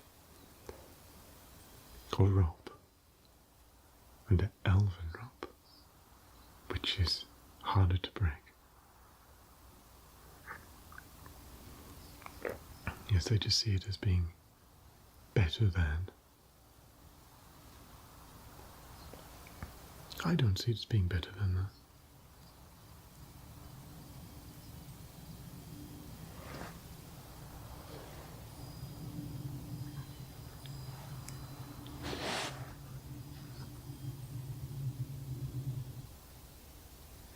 Yes, exactly. It is a bit offensive.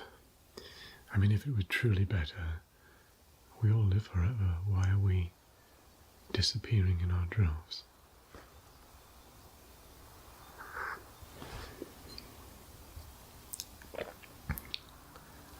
Best not to ask that question, really.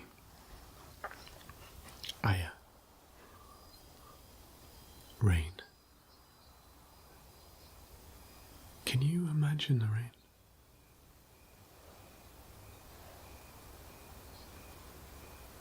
I can't, which is why I have to. Imagine it in a different way.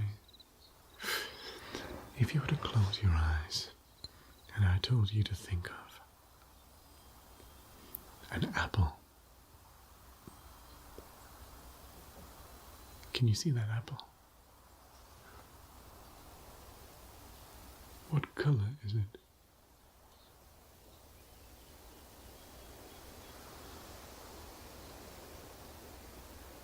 And what does it look like? Describe it.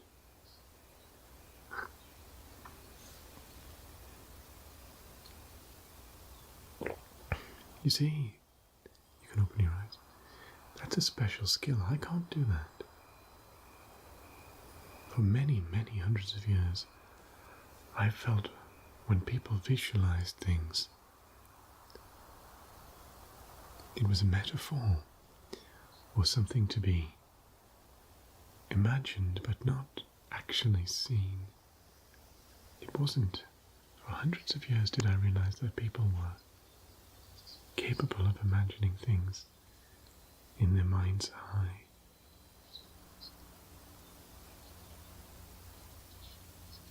I see things in a different way.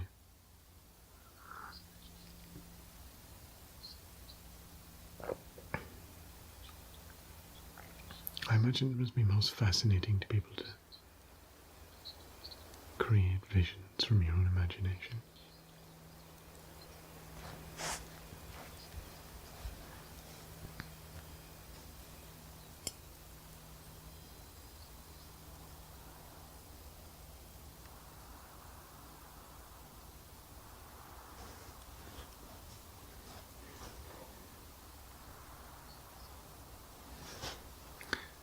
Alagos toll,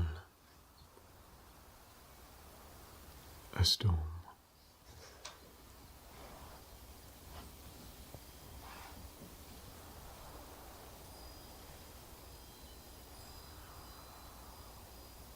I like storms.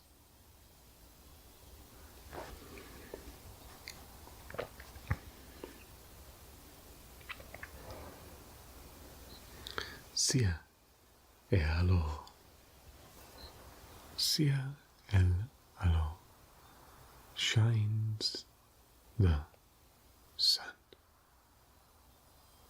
That literally just means it's sunny.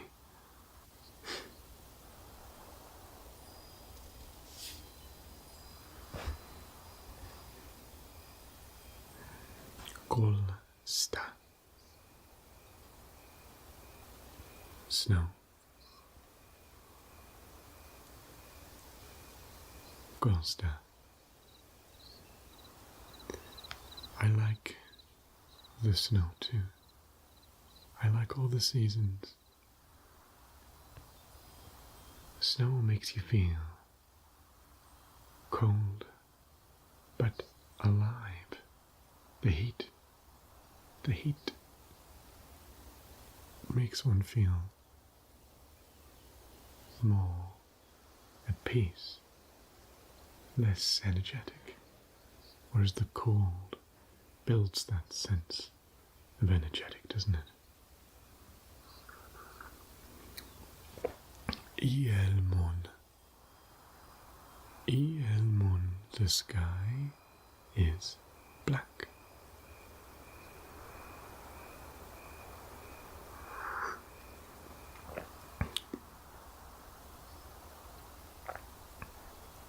Oh, of course. Yes, you would say, Man tolethan e wiawa. Man tolethan e wiawa. Which means literally, what did the wind bring? What did the wind bring? That's how you ask what the weather is like. Ielwin. The sky is blue. Ielmith. The sky is grey. Yes, like Mithrin. Yes. What other colours do we have? There are many hundreds of different names of the same colour, but very, very basic. I think you have Kalan green, and I think you have the most important one.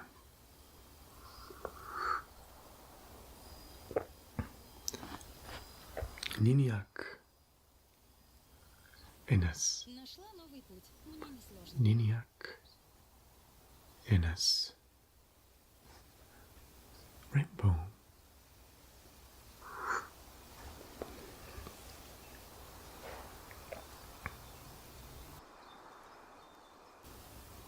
Out again.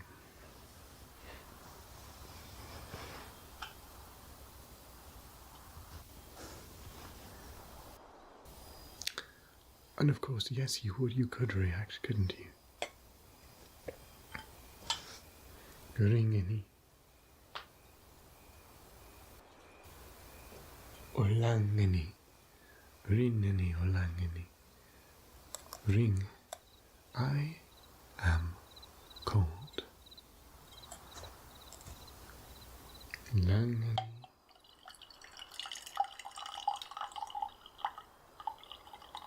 I am hot.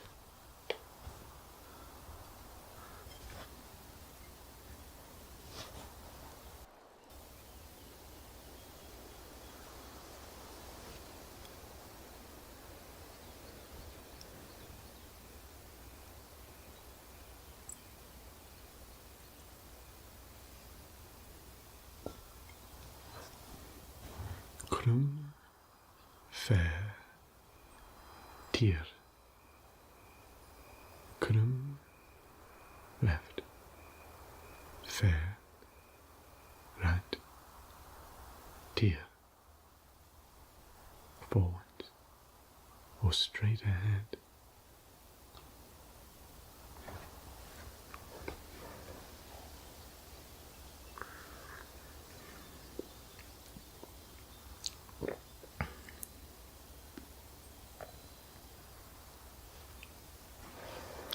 Ser. Abor. Ser. Abor. Today. Tomorrow. Ser. Abor.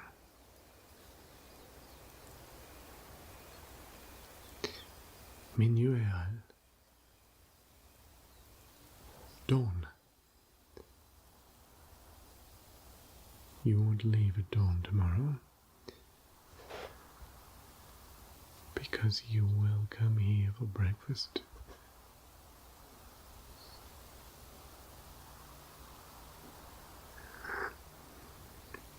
Oh, you're more than welcome with your friends, of course.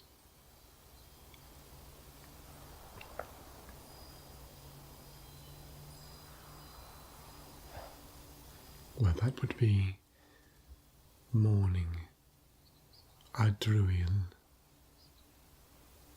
later morning, later than dawn, earlier than midday, adruil.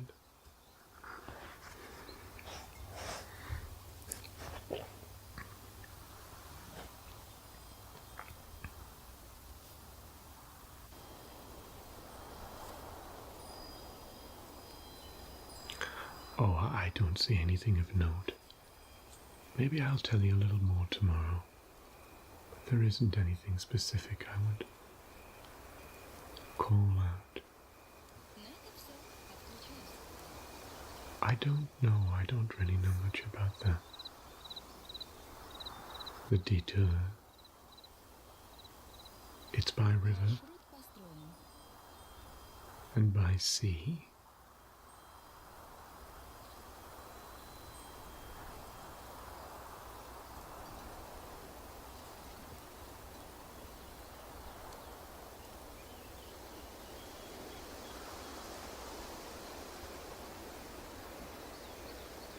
No, not in a boat.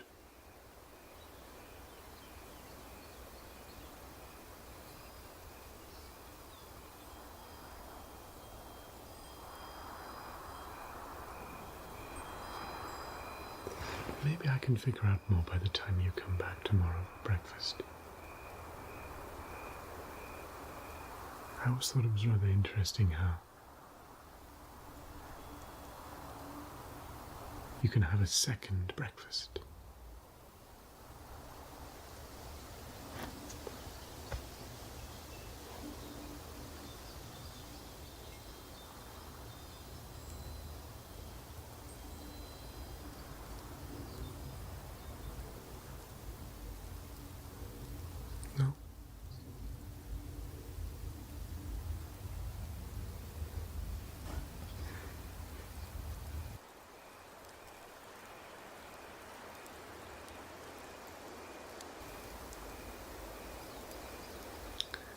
Because if you find yourself in a situation where you're needing a second breakfast, then perhaps your first breakfast wasn't long enough. Why not just have a longer first breakfast? Anyway, I'll let you get back to camp. Your friends will be looking for you. Of course.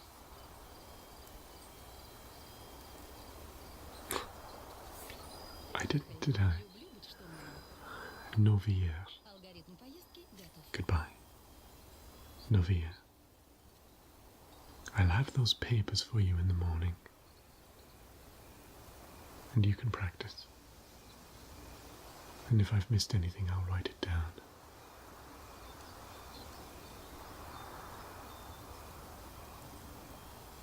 Novia.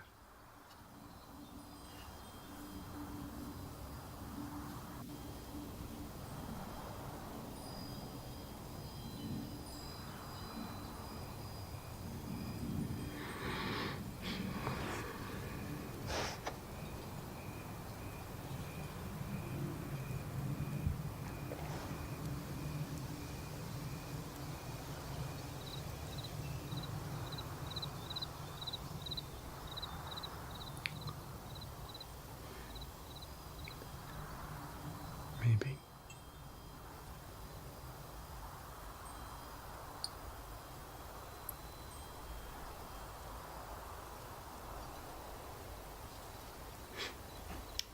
Second breakfast.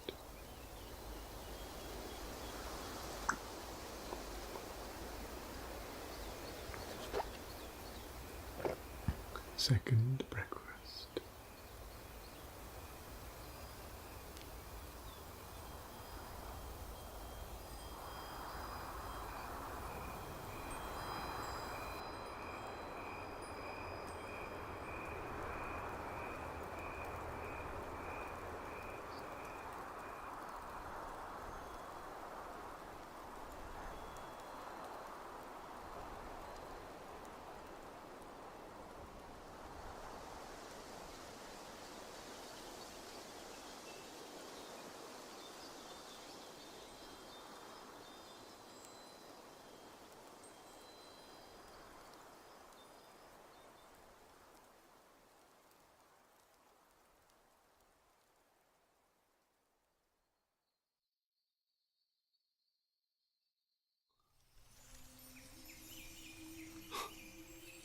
I would love to let you go.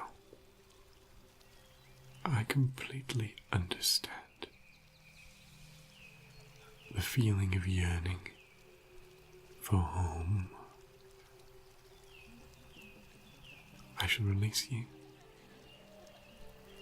and have my people escort you to the edge of the woods, and even banish that burning within you. And I ask just one thing, something I already own, a necklace of white gems that has no value except to me in a sentimental capacity. What say you to this?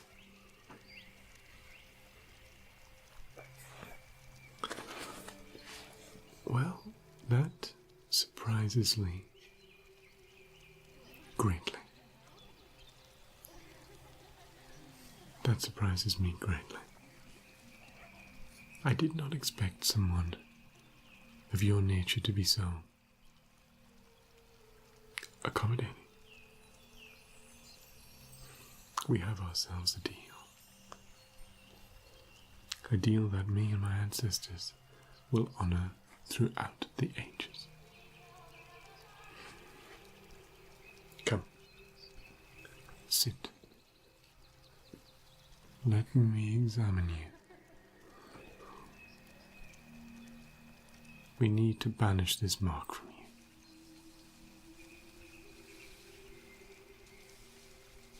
Yes, It is a force that must be reckoned with. A headwind on a journey as difficult as yours that cannot be ignored.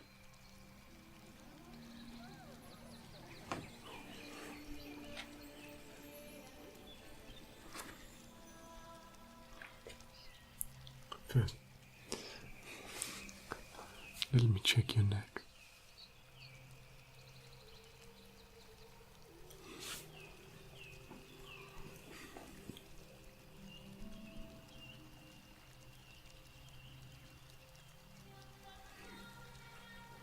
And your ears.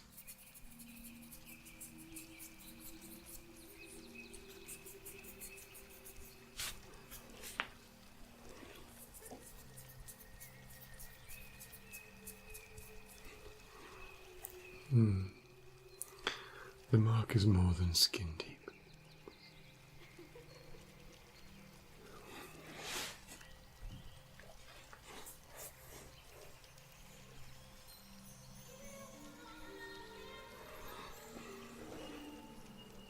Focus. Focus on the light.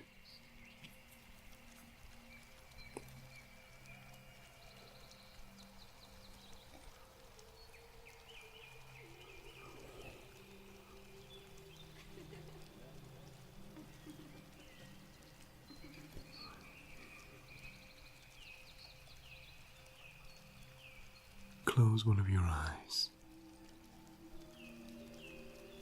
Either.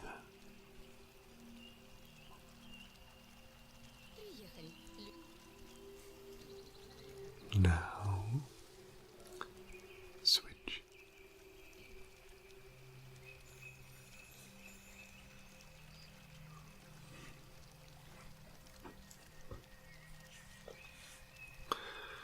Which is clearer to you?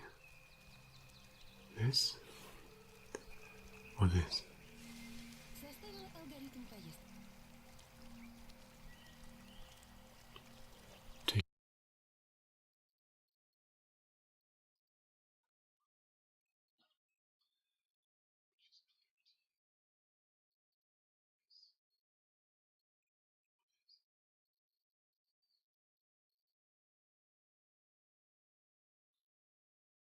Здравствуй, дорогой зритель. Мы, геймеры, часто играем в разные проекты и представляем себя на месте героев.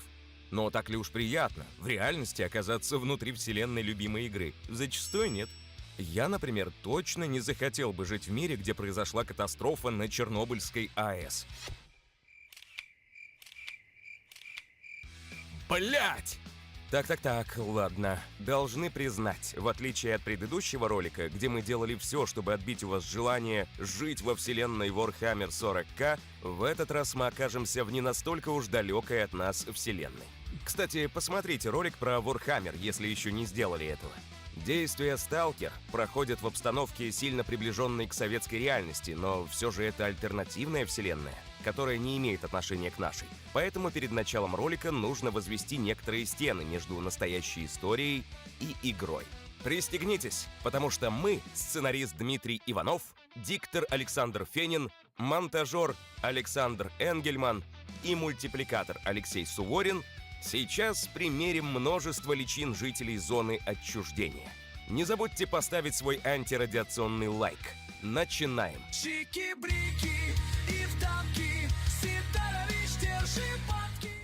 Что было в реальности?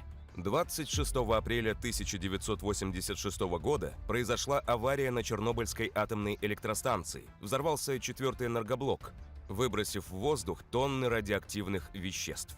И над этими событиями мы не будем ерничать, потому что все это было действительно страшно, а последствия человечество, возможно, огребает до сих пор. В настоящей истории в 1987 году была создана Чернобыльская зона отчуждения радиусом в 30 километров вокруг ЧАЭС. Цель – не пускать туда никого, чтобы уберечь от смертельной опасности. Где-то в этом месте реальность и игра расходятся в разные стороны, и начинается сюжет вымышленной вселенной, над которой мы и можем покекать. Что случилось дальше уже с точки зрения игрового сюжета? Какое-то время все было тихо. Но в 2006 году внезапно происходит вторая авария, которую местные крайне творчески прозвали «второй катастрофой». Из-за колоссального выброса энергии погибли почти все люди внутри зоны отчуждения. И то тут, то там начали появляться аномалии. Неизвестные ранее науке физические сдвиги, местами даже ведущие себя как разумные существа.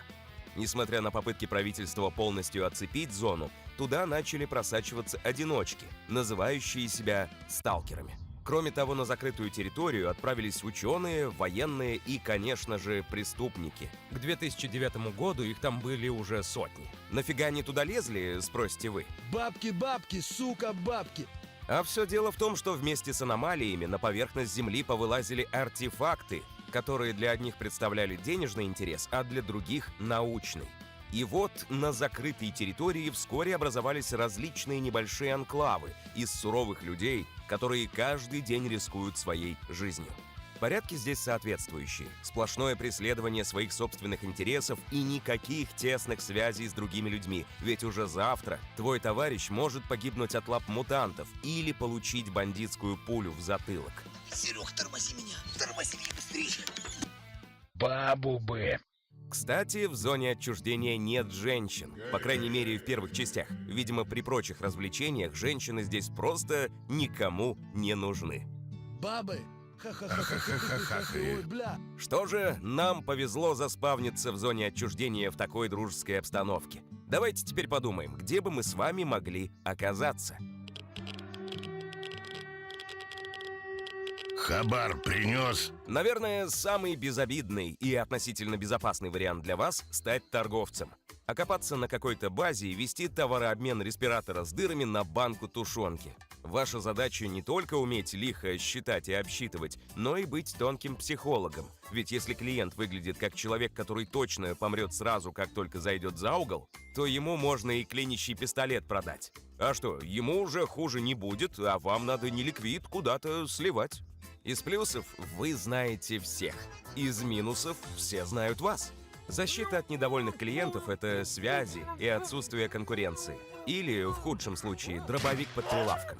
В вашем холодильнике рядом лежит колбаса, снаряга с какого-то трупа и артефакт, который либо лечит, либо светится, либо взрывается. Никто не проверял. К вам приползают сталкеры с полными ужаса глазами и артефактом на продажу. А ваша задача – недовольно повертеть его в руках, понюхать и сказать, что это стоит 2 банки тушенки. После его, конечно, нужно продать как уникальный генератор энергии какому-нибудь ученому. Если кто-то умер в зоне, то вам что-то точно перепадет. Если кто-то выжил, то он принесет то, что осталось от умершего. Вы всегда в плюсе, а ваши моральные принципы давно заложены под проценты. Но всем ли подходит такая жизнь? С каждым днем мы все дальше от Бога. Уверен, многим из вас захочется совершенно другого, как только вы попадете в мир сталкача. Например, остановиться ненадолго у костра, дабы отвлечься от всей этой суеты и просто послушать звуки зоны. Да, прекрасный звук. Я такое качество в последний раз слышал только через саундбар Hisense HD Saturn. Оно и неудивительно, ведь это элегантное устройство поддерживает Dolby Atmos и DTS-X, еще и с объемным звуком на 360 градусов. Ну а как вы хотели? 13 динамиков и 720 Вт выходной мощности делают свое дело. Причем у него в комплекте 6,5-дюймовый сабвуфер. Только представьте, насколько глубоким и, главное, сочным будет звучание. Сам саундбар обладает беспроводной связью, а все устройства управляются с одного пульта. Максимум удобства. Буквально можно поставить куда угодно у себя дома, и саундбар с сабвуфером пропишутся как влитые, будто всегда там и стояли. Через такую крутую вещь новыми красками заиграют как разнообразные игры, так и любимейшие фильмы. Наконец-то появится повод что-нибудь перепройти и получить новые ощущения. Особенно разница будет заметна в тех проектах, где идет серьезный упор на звуки окружения или эпичный саундтрек. Хотя чего это я? Разница будет заметна вообще везде и в любых условиях. Hisense сейчас активно заряжает не только звук, но и спортивные эмоции. Они, между прочим, партнеры клубного чемпионата FIFA. И к этому событию у них проходит мощная акция. На официальном сайте можно выиграть кучу крутых призов. Не упустите момент, переходите по ссылке в описании, участвуйте в конкурсе и, конечно, присматривайтесь к саундбару HT Saturn. Поверьте, с таким звуком вы заново влюбитесь и в игры, и в кино. А теперь возвращаемся к ролику.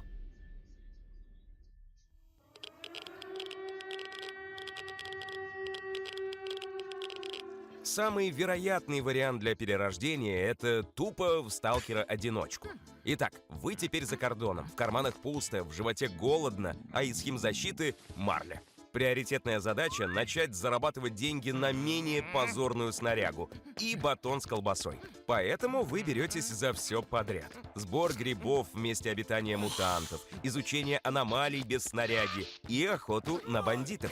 Все, что не убивает вас, жалеет об этом. А история о ваших злоключениях становится байкой у костра. В первое время лучшим источником снаряги становятся трупы таких же товарищей-сталкеров, которым повезло чуть меньше. Вы оббираете их, напевая песню «Сапоги мертвеца», и радуетесь, если находите недырявые чужие носки. В какой-то момент вы понимаете, что теперь можете себе позволить покупать новый шмот без вони чужих ног. Но торговец ехидно намекает на то, откуда у него этот самый новый шмот. Ну и ладно, зато с гарантией. 40 лет, как под наркозом, вы таскаете Сидоровичу всякую хрень и делаете лицо, будто это лучший хабар на свете. А что делать? Надо же еще кредит за патроны отдавать, которые были потрачены в нулину в битве с бандитами. Жизнь в зоне неплоха, если не считать, что тебя считают за говно примерно все. От торговцев, которые только и хотят кинуть, до военных, которые могут просто пристрелить. Как ни крути, лучшая экипировка светит только с трупа убитого долговца. Но зато можно сесть у костра и послушать бородатые анекдоты, которые уже давно не смешны. Дурак ты! Если бы сказал зомби или кровососы. Но нас-то, контролеров, за что монстрами обзывать? Так не смешно же. Совсем ничего не хотят молодые? Ты им про подписку и колокольчик, а они тебе про хабар. Блин, так не смешно же. Так и я говорю, еще бы братюни лайк поставили. В крысу смотрят, значит. Скорее в тушкана! Ахахахахахаха!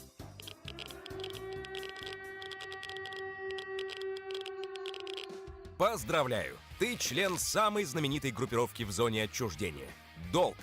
Нет, это не группа сбежавших подальше алименщиков, а серьезная военизированная организация, которая поставила целью своего существования уничтожение мутантов, в частности, да и всей зоны в целом. Не изучить, не понять, не приручить, а именно уничтожить. Желательно поливая все свинцом под пафосные речи. Вы — главный закон здесь. Последняя линия защиты людей от несправедливости. Именно так вам и сказало начальство, хотя охраняемые люди не согласны. Но что они понимают? Есть лишь одна миссия — защитить человечество от опасностей зоны. Ну, это на бумаге. На практике предстоит охранять склады, воевать с бандитами и чистить автомат до блеска, потому что сержант сказал, что автомат — это ваша мать. Ваша жизнь теперь — это армия без срока службы и без дембеля. Хотя вы и не официальный военный, а по сути преступник. Ведь долг когда-то откололся от правительственных военных, перестав исполнять их приказы. Так что любой вояка, в принципе, может застрелить вас на месте, как дезертира, даже если вы присоединились к долгу уже сильно после. Но, допустим, встреча с военными не случится. Впереди служба в рядах долговцев. Забудьте о рваных куртках с мертвых бомжей-сталкеров. Теперь вы упакованы по максимуму в прочную броню и химическую защиту, чтобы иметь возможность в любой момент отразить атаку бандитов, вражеских группировок и мутантов. А если нужно, то и в аномальную зону зайти.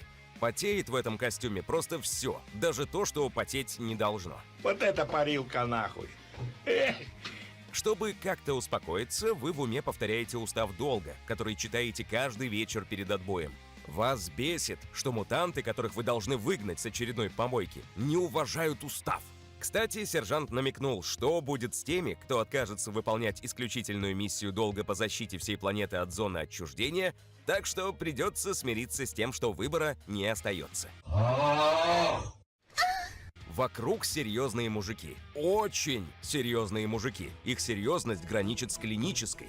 Ходят слухи, что если на базе долга кто-то рассмеялся, то либо это предатель, либо у него нервный срыв. И то, и другое лечится пулей. Первый спрашивает, а лопаты почему в крови? А второй отвечает, так 3 раза выкапывались, гады! Вы чего? Смешно же! Вы спрашивали сержанта, почему броня долго красная. Это же глупо, с учетом болотистой лесной местности зоны. Он разозлился и начал орать что-то про обезьян и жить вечно. Вы спите по стойке смирно, поэтому утром спина уже привычно болит. Утром дают кашу с ароматом любви к родине и чай со вкусом КПСС. В целом вы довольны, потому что сержант запретил быть недовольным.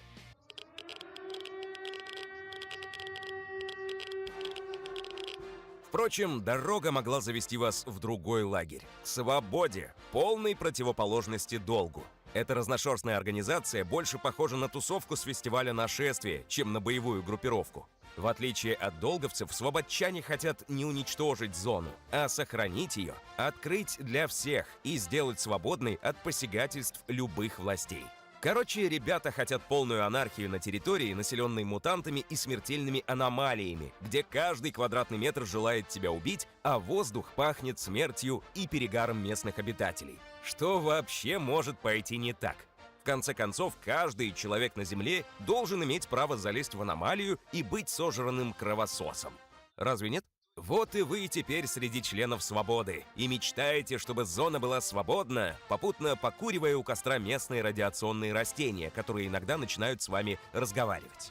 Впрочем, заставляют вас и потрудиться на благо населения. Отправляют вглубь территории для замеров радиационного фона, температуры, влажности, а также изучения мест обитания мутантов.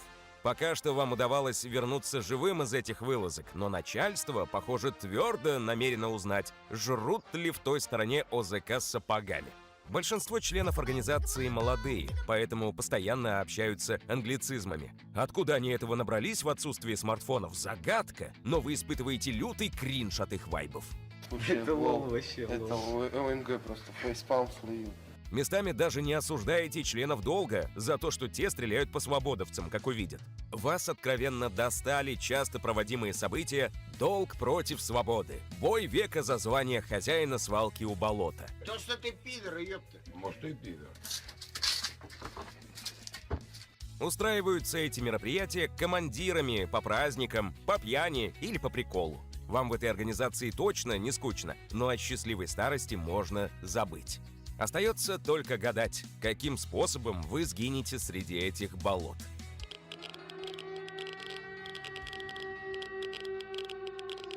Впрочем, некоторых из нас наверняка занесет в наемники.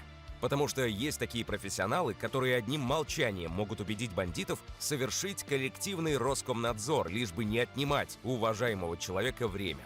Вы давно поняли, что в зоне нет правых и неправых, есть только те, у кого имеются деньги. Вашу верность нельзя купить, но аренда приветствуется. В народе ходят споры, кто более крут по выучке – долговец или наемник. Вы же знаете, что наемнику хватит ума уйти раньше, чем заказчик решит, что выгоднее пристрелить вас в спину. Отныне цель вашей жизни – выполнить заказ любой ценой, потому что это самое важное правило наемника. Подведи кого-то хоть раз, сбеги с поля боя или потеряй груз, и с тобой больше никто никогда не будет иметь дело. Тогда верная дорога в ренегаты, а это судьба хуже, чем встреча с кровососом, пока срешь в поле. Большинство заказов начинается со слов «уничтожить» или «выкрасть», а заканчиваются фразой «не задавать вопросов». Поначалу вы рисовали себе романтику местных ведьмаков, но почти сразу ее пришлось выбросить на съедение с норком. Ваши товарищи-наемники здесь недалеко ушли от бандитов, которые вполне могут и честного сталкера застрелить, чтобы собрать с его трупа нужные вещички. Вам приходится соответствовать этим стандартам. Вы не интересуетесь аномалиями, артефактами или судьбой человечества. Ваша миссия – сделать грязную работу за большие деньги и не умереть по пути. Вы становитесь винтиком, обезличенной машиной по выполнению поручений. На задание даже нельзя взять ничего из личных вещей, чтобы убивший вас противник не заподозрил в трупе человека с душой. Вас никто не любит. Сталкеры шарахаются, бандиты стреляют, монолит стреляет, даже кабаны косятся подозрительно. Вместо юмора есть пистолет-пулемет «Гадюка-5» или дробовик СПСА-14, а вместо принципов — ценник за услуги. Ваши товарищи настолько суровы, что только делают вид, что играют на гитаре, но на самом деле в этот момент не звучит никакая музыка. Все пьют водку, не снимая респиратор, но ни у кого это не вызывает никаких вопросов. Это зона, братан. Кто-то из окружения пошутил, что если больше суток никто не умер, то это уже корпоратив. Всех хмыкнули, но смеяться не стали. Хотите сгинуть на свалке, пытаясь любой ценой отработать 3000 рублей и не разочаровать коллег по цеху? Тогда вам сюда. Только чур не улыбаться. Короче, сталкер, я этот текст написал и в благородство играть не буду. Выполнишь для меня одно задание, и мы в расчете. Да ты убери ствол. Тут не в бандитов стрелять, тут думать надо. Внизу я прикрепил ссылку. Там нужно авторизоваться через Телеграм и поучаствовать в игре «Восьминога». Задача простая. Сразишься с другим сталкером в королевской битве по саперу. По саперу! Тому самому. Почти как пройти по полю аномалий, только без откидывания сапог. Победишь в раунде, дам тебе доступ к колесу удачи. Крутанул его и понеслась. Можешь выиграть скидки в IGMGG, дополнительные попытки на билет в розыгрыше призов. А там уж столько хабара может выпасть, закачаешься. Топовый ПК от фрагмашин в люкс-комплектации. Периферия от Asus. Steam Deck OLED, а также игры и пополнение баланса Steam. Да и не разок заходи, а почаще. Новые попытки победить каждый день даются. А хочется больше, так подписывайся на соцсети, зарегистрируйся в магазине, да купи что-нибудь. Короче, кого я учу? Ты уж не новичок в этом. Ты это, главное, билеты копи, понял? Чем их у тебя больше, тем выше шанс урвать призы в розыгрыше. Все, бывай. Переходи по ссылке, не задерживайся.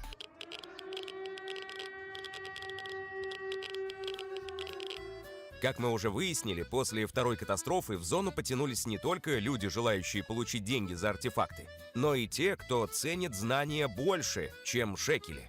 Поздравляю, теперь вы один из них. Ваше оружие — степень по биологии и метафизике, ваша броня — лаборатория, из которой лучше не выходить. А на задание вы отправляете тех, кого легко заменить — наемников, членов свободы и одиночек. Не надо стесняться. Просто делаете лицо тяпкой и требуете принести жопу контролера за 200 рублей. Работа не пыльная, но в лаборатории скучно и воняет формалином. Да и простора для того, чтобы внезапно откинуться, тоже достаточно. Изучать артефакты и вскрывать неизвестных чудовищ — это тоже, знаете ли, не в магаз за энергетиком сходить. Это у вас там, на гражданке, ученые в говне моченые, а тут суровые мужики, которые отправляются в лабораторию в белых халатах, как в последний путь. И даже если ты вернешься живым, весь халат может стать красным, зеленым или коричневым. Чтобы лишний раз не высовывать свою умную голову в тупой и опасный мир, приходится сотрудничать со всеми подряд. Так что, попав в ученые, вам придется задвинуть свою симпатию к отдельным группировкам в подальше. Ведь знания и опыты тут важнее политических предпочтений.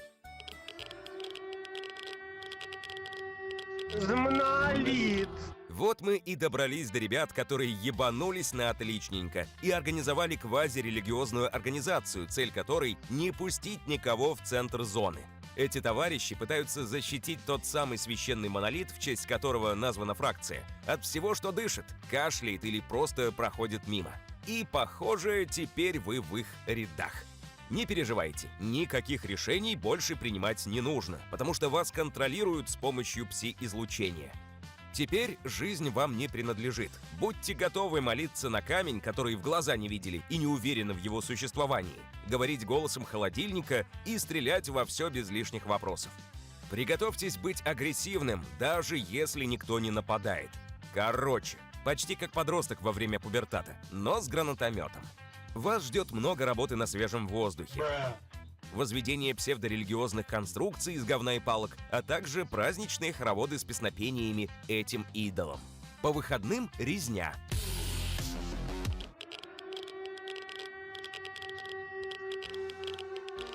Главные кукловоды и редиски в зоне. Осознание. Эти ребята занимаются тем, что проводят эксперименты, которые зачастую заканчиваются провалом и большими проблемами для остальных жителей зоны. В частности, именно их манипуляции привели ко второй катастрофе, которая поменяла правила этой вселенной. А еще именно они контролируют бойцов из Монолита. И вот теперь вы в этой фракции. Поздравляем! Сложно представить более мерзкую и отвратительную роль. Ведь вы теперь ответственны не только за появление мутантов, аномалий и других неприятностей, но также за сотни смертей, до которых вам нет дела. Теоретически никакой ответственности не понесете, потому что никто не знает о вашей работе и всей организации. Эта организация настолько тайная, что даже этот отрывок пришлось писать в последний момент и вставлять без редактирования, чтобы они не узнали о наших планах. Ваш день начинается с чашки кофе и фразы «запусти пси-импульс», а заканчивается фразой «пациент стабилен, но немного подгорел». Попав в осознание, вам предстоит проводить античеловеческие эксперименты и сознательно отправлять на смерть множество людей ради не до конца понятной цели высшего и всеобщего блага.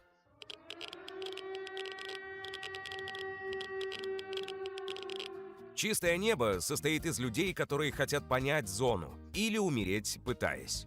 Это местный кружок юнатов, которые мечтают изучать чудеса местной природы, при этом активно отхватывая люлей от всего, что движется. Но они продолжают любить все вокруг, мечтая помирить всех со всеми и жить в гармонии. Ребята, давайте жить дружно. Если вам показалось, что вот это самое изучение зоны немного походит на цели осознания, то вам не показалось. Чистое небо — это отколовшаяся от сумасшедших ученых группа, которая пошла своим путем.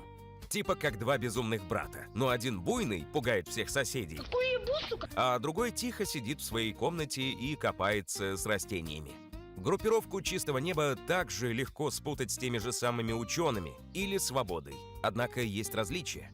В отличие от ученых, люди из чистого неба не сидят в лабораториях, предпочитая личный контакт с зоной. А в отличие от свободы, чистое небо борется не за анархический строй, а просто изучает зону, считая ее самым удивительным, с чем сталкивался человек в своей истории.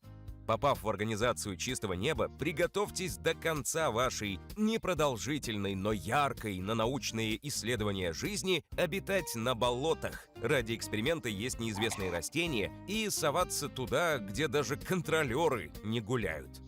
Поскольку чистовиков считают за ученых, они получили славу легкой добычи, поэтому вас хотят поиметь все местные бандиты и ренегаты, вбившие себе в голову, что вам нечем защищаться. Это совсем не так, но жутко бесит и тратит ресурсы. На базе полная жопа, все хлипкое и шатающееся, того и гляди рухнет, пока отдыхаете. А самое главное, зона ну никак не хочет легко отдавать свои секреты, поэтому вам остается собирать трупы своих товарищей и сетовать на то, что мертвецы не могут рассказать, что они узнали перед смертью. Потому что вашей целью будет понять зону и умереть в муках с блаженной улыбкой на губах, потому что вы поняли. Ну, вы поняли. О, все понял.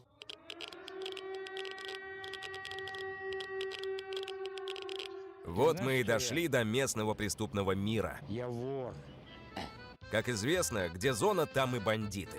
Местных бандюков сложно назвать какой-то группировкой, потому что они представляют из себя множество разрозненных формирований, у которых две цели – добыть денег и занести часть авторитету.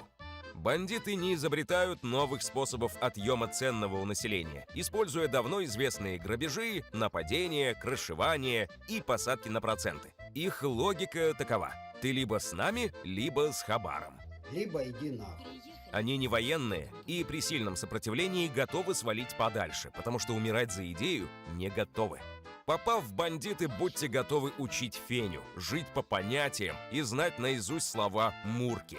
От рассвета и до заката вашей целью будет попытка отобрать у населения побольше денег, отстирать треники с белыми полосками и не быть убитым своим товарищем, только потому что он додумался, что делить добычу на одного выгоднее, чем на двоих. Вас будут ненавидеть почти все жители зоны и группировки. Будьте готовы с помощью своих ржавых ружей выступать против военных из долга и достаточно удачливых сталкеров. Скорее всего, однажды вас пристрелят как собаку. И палача не только не осудят, но даже поблагодарят. А пока этого не произошло, унижайтесь перед паханом, выслушивайте тупые шутки и пытайтесь выжить в этом недобром мире. Суть вашей жизни превратится в очередной источник лута и безвестно сгинуть на просторах зоны. Но есть и плюс. Почти все, что вы будете говорить, однажды станет мемом. Утром мы не хотели завтракать. И тогда мама сказала... Башку оторву, сука!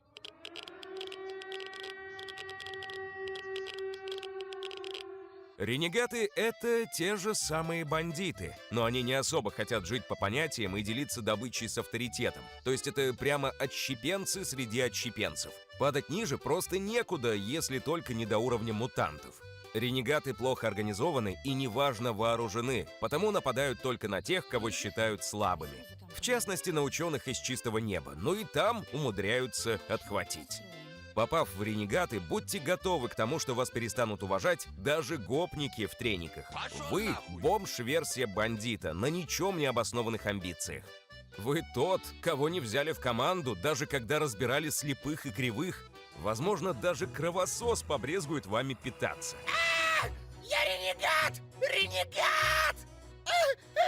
Фу, блядь! Что ты сразу не сказал? Меня бы мужики не поняли! Фу, блядь! Фу, мерзость! Ваша Dream Team настолько отстойная, что является единственной без важных сюжетных персонажей. На вас жалко тратить лишний патрон. Возможно, именно поэтому вы еще живы. Но в любую секунду может появиться кто-то более щедрый на боеприпасы. Будьте уверены, ваша жизнь закончится быстро и в пьяном угаре.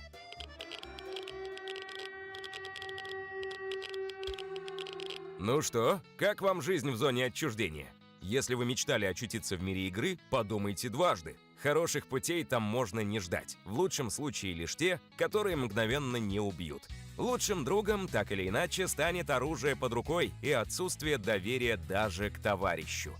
Стоит признать, во вселенной Сталкер еще есть организация вроде Варты и Полудня, но они несколько меньше, да и быт там будет повторяться с тем, что мы рассказали ранее. Так что на этом закончим. Если бы вас безальтернативно закинуло во вселенную игры, то в какую фракцию вы бы хотели попасть? Дайте знать в комментариях. И подписывайтесь на наши социальные сети во ВКонтакте, Дискорд, Твич, ТикТок, Телеграм и Бусти. Увидимся на IGM. Женщин нет совсем, только мужики кругом. Близость находим там, где не должны искать ее. Водка греет нас. Я пидорас.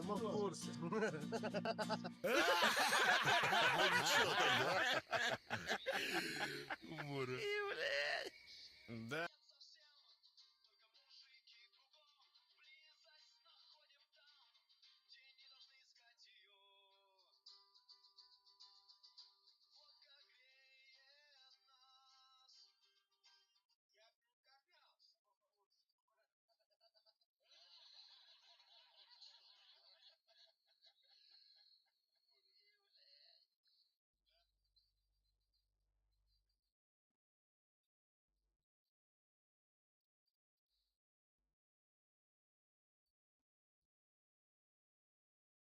Здравствуй, дорогой зритель. Мы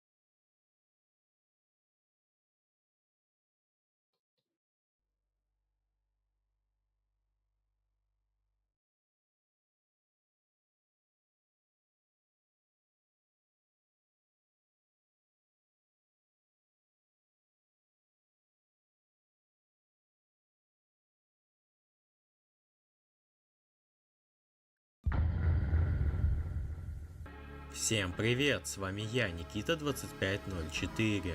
Сегодня мы разберем загадочный канал SAMP, в котором мы увидим пугающую и темную сторону российского телевидения нулевых и начала десятых годов.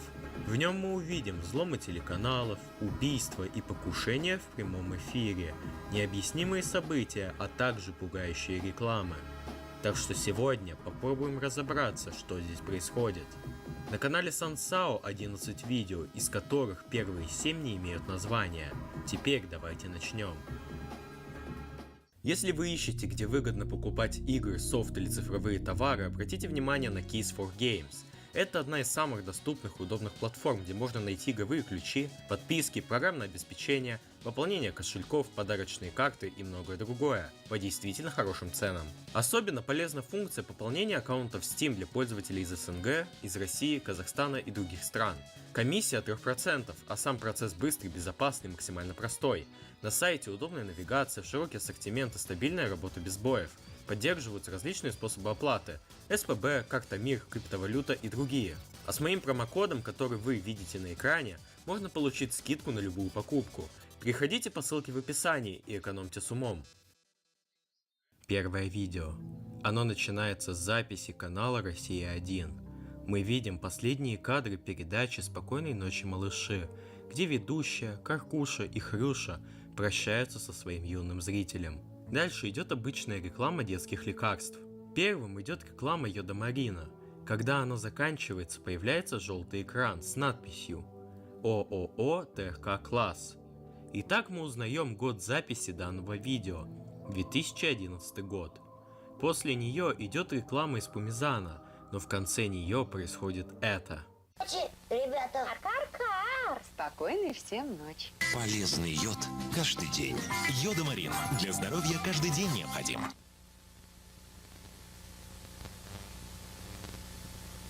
От колик и вздутия живота. Эспумизан. Спокоен ребенок. Счастлив. На последних кадрах на мгновение можно заметить, что у льва пропадает голова, оставляя лишь окровавленное тело. В этом видео неспроста была выбрана реклама лекарства из Пумизана, ведь в свое время он напугал многих детей, когда ролик крутили перед передачей «Спокойной ночи, малыши». Связано это с тем, что внезапный крик младенца пугал многих маленьких зрителей. Это видео и его концовка с обезглавленным львом еще проявит себя в будущем и будет плотно связано со «Спокойной ночи, малыши». Второе видео.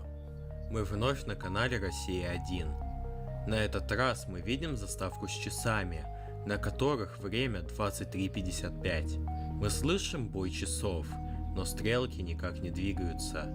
Картинка пропадает с экрана и появляются помехи. Через какое-то время картинка восстанавливается и появляется сообщение о смерти Чеснокова Сергея Владимировича, который скончался 10 октября. А панихида, проще говоря, это церковная служба в день похорон, которая нацелена на прощение грехов умершего и упокоение в Царстве Небесном. Она пройдет 15 октября в 3 часа ночи. Сергей умер в результате отравления и последующего удушения. Его тело было найдено расчлененным в лесу. Дальше диктор говорит, что все подробности можно будет узнать по телефону. Но дальше происходит это.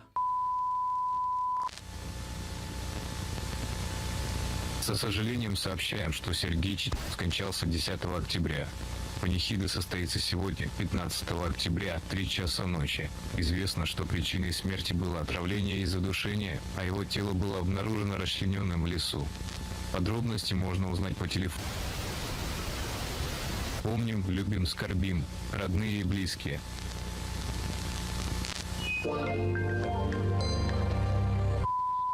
Второе видео вновь нас отсылает к детским страхам и крипипастам. Так, например, если посмотреть в комментарии, то мы увидим, что многие в детстве боялись этой вставки с часами. И сам эпизод отдает атмосферой взломов телеканалов и некролога «Царствие Небесное». Третье видео. Предлагаю вам его полностью посмотреть и после разобраться, что там происходит.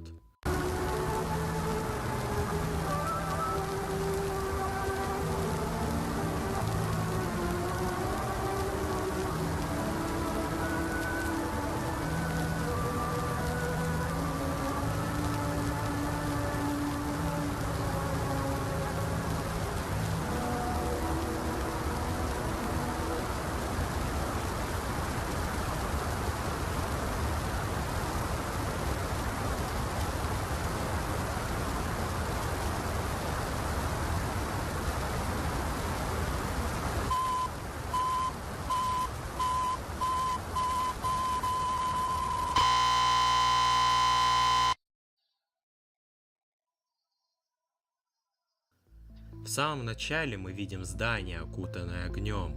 Скорее всего, это Сенатский дворец, где камера приближается к горящему шпилю на крыше здания. Кадр меняется на надпись, которая сообщает, что нас скоро не станет. Позже ее охватывают помехи. Появляются часы, но с ними что-то не так. На них нет стрелок. Последний кадр показывает нам надпись «Не забудьте выключить телевизор». На этом видео и заканчивается. Вопрос: что это за фиолетовая надпись в нижней части видео? Зайдя в комментарии, можно получить ответ. Комментатор ответил, что это отсылка на одного из ранних оцифровщиков, у которого внизу была ссылка на его сайт на народе. Из этого можно понять, что данный видеоролик является оцифрованной записью прямого эфира на канале, и значит, что во вселенной этого мира это реально показывалось. Но что могло привести к такому? Четвертое видео. Оно из себя представляет кадры из реклам конца нулевых и начала десятых. Рекламы лекарств, напитков, сладостей и других товаров. Весь ролик представляет из себя некое слайд-шоу с образами из знакомых нам реклам. Как раз таки я имею в виду образы, а не кадры. Ведь на этих фотографиях мы видим неполную картину. Где-то отсутствует текст или какие-то детали. Как будто были взяты образы той или иной продукции, которую мы себе представляем при ее упоминании. Нет четких деталей, только самое основное, что мог запомнить наш разум много лет назад. И данное видео больше создано в воспоминании о тех временах, которые давно уже прошли, оставляя лишь образы о том, что тогда было.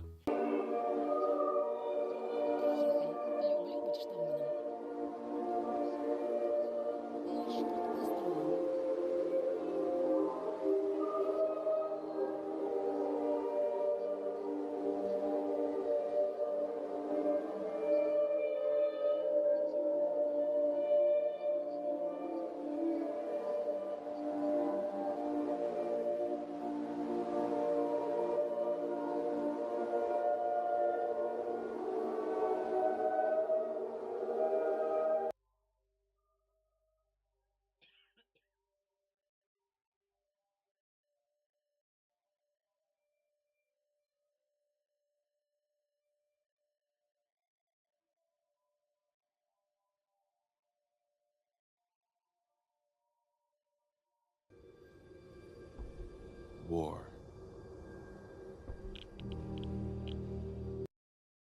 Вдохновение для авторов легендарной РПГ. Но вот сам фильм с тех пор оказался незаслуженно забыт.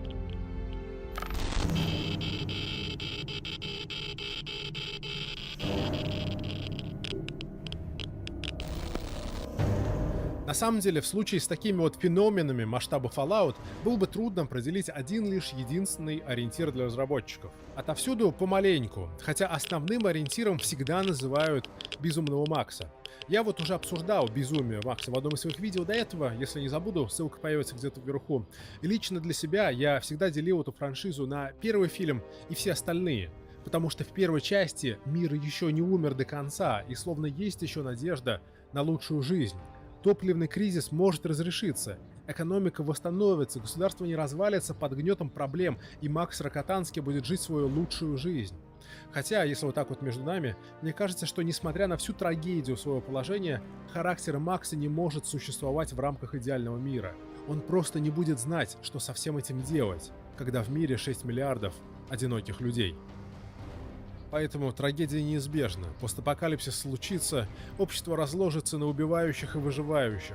А сиквелы, наконец-таки, нарисует нам образ привычного уже мира после ядерной войны. Выжженные пустыни,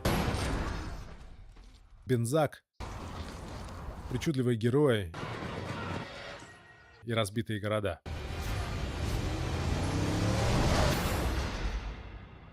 Первый фильм о Максе такого себе позволить просто не мог, поэтому ограничения в бюджете и возможностях и вылились в такую вот интересную необычную картину мира.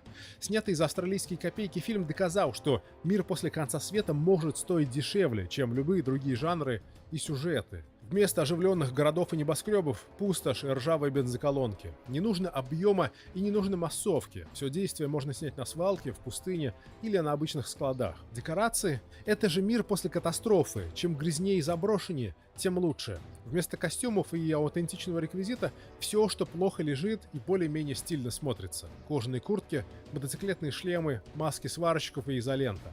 Сюжет любой. Главное – бензин, выживание и фрики. Сеттинг постапокалипсиса вдруг оказался настоящей находкой для независимого кино.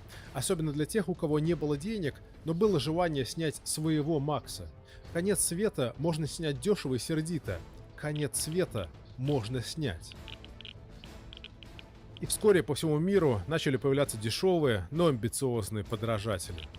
Одним из ярких примеров такого вот копирования стал фильм Battle Truck 1982 года. Он настолько похож на Безумного Макса, что пираты вполне могли бы воспользоваться ситуацией в духе Ника, обозвать его очередным сиквелом, и многие бы и не заметили подмены. Снова мир разоренного войной будущего, снова дефицит топлива, снова сила оружия. А оружие силы здесь — это гигантский броневик, на котором разъезжает важный полевой командир, в схватку с которым и вступает местный аналог Макса. Вроде все на месте. Пустыни, рейдеры, гонки, дизельный пафос, но бюджет, очевидно, в 10 раз меньше, чем у оригинала, и именно это и не позволяет поставить ленту в один ряд, хотя и придает фильму особое такое кустарное обаяние. Чуть позже, в 1991 году, появляется «Неоновый город», почти забытый, но довольно атмосферный постапокалиптический вестерн, где Майкл Айронсайд в редкой для себя главной роли везет группу выживших через радиоактивную пустошь в этот самый неоновый город. Тоже на грузовике-броневике, тоже с погонями, но дабы выделиться, авторы решили сюжетно заменить горячий песок на вечную зиму. А чтобы выделить ленту 1990 «Войны Бронкса», ее создатели решили замешать культовых воинов с антиутопией Макса. Правда, денег у создателей было крайне мало, поэтому разрушенный и, казалось бы, постядерный Нью-Йорк выглядит слишком нормально. На фоне по дорогам ездят машины. В ночных сценах скайлайн Нью-Йорка задорно светит окнами небоскребов. Хотя все-таки основное действие фильма происходит на разбитых улицах и заброшенных цехах, где банды всевозможных фриков сражаются за влияние, пока в Америке царит анархия. Поклонники фильма шутят, что реальные 90-е в Нью-Йорке примерно так и выглядят.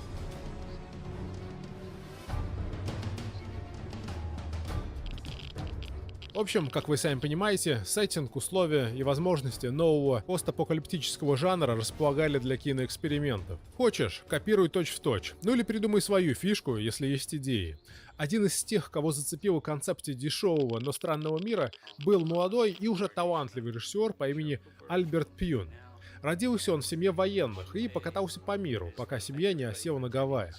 Жизненные обстоятельства довольно быстро связали его с кино. Начинал с самых низов, подрабатывал еще школьником на продакшене. С возрастом увлекся этим серьезнее и даже умудрился уехать в Японию на стажировку, где должен был поработать аж у самого Акиру Куросавы над фильмом «Дерсу Узала». То есть, выпади ему такая возможность, Пьюн бы и в СССР заехал. Но в последний момент все переигралось, и Альберт участвовал в съемках местного японского сериала.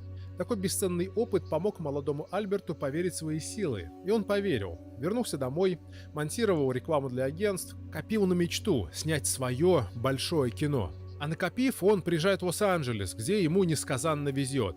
Первый же его фильм «Меч и колдун» зарабатывает довольно-таки много денег для нехитрого фэнтези-боевика, что помогает Альберту Пьюну засветить свое имя в Голливуде. После этого предложения посыпались один за одним. Например, ему предложили заснять «Вспомнить все» по рассказу Филиппа Дика. Но Пьюн — душа творческая, поэтому он берется за свой собственный сценарий.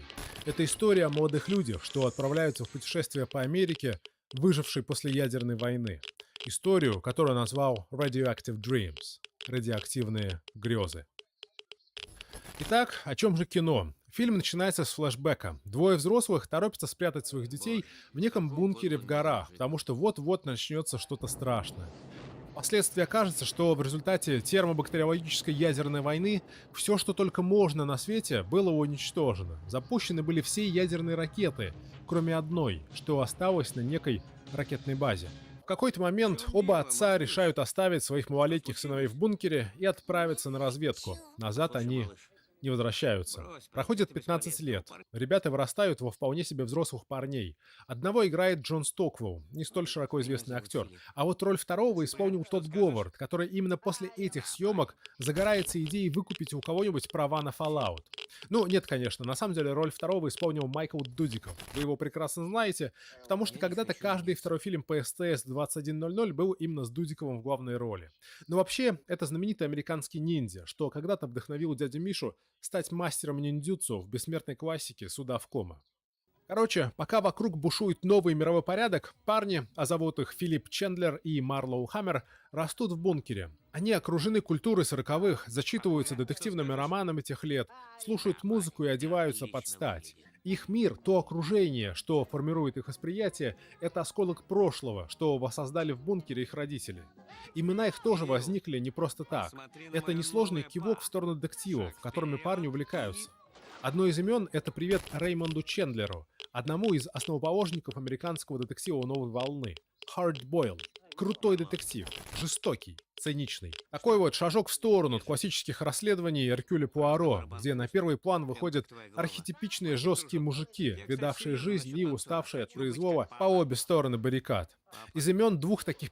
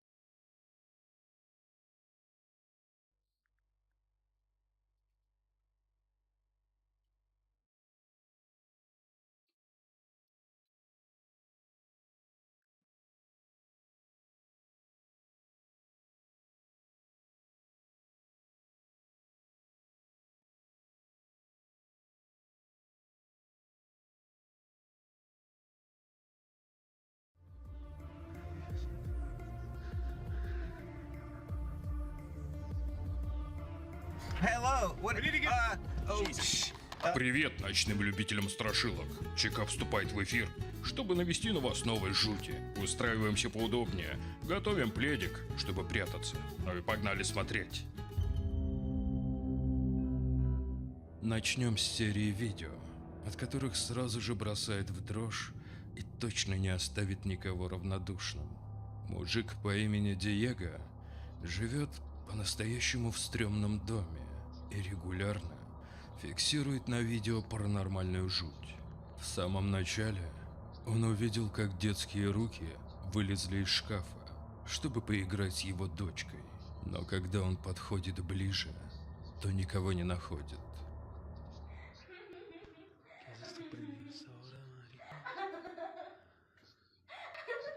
Эйми? Эйми?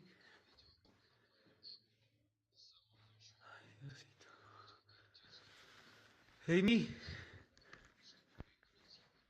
Эйми? Но это, как вы понимаете, была только разогрев очка. Ведь уже через несколько минут он увидел, как нечто затаскивает девочку под кровать. Эйми!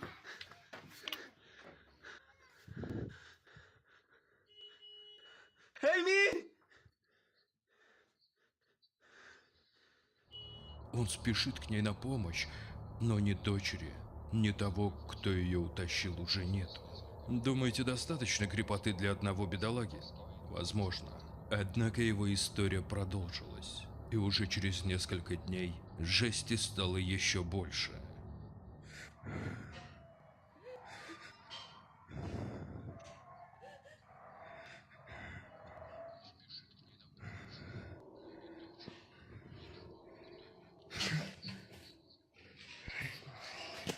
Сначала это торчащее посреди комнаты одеяло, под которым никого нет, а через считанные минуты Диего видит под столом какого-то жуткого ребенка с мертвецки бледным лицом и пустыми глазами.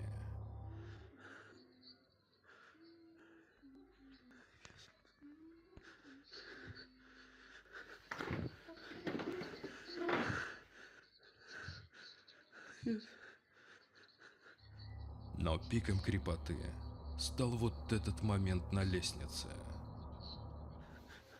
Эми! Эми!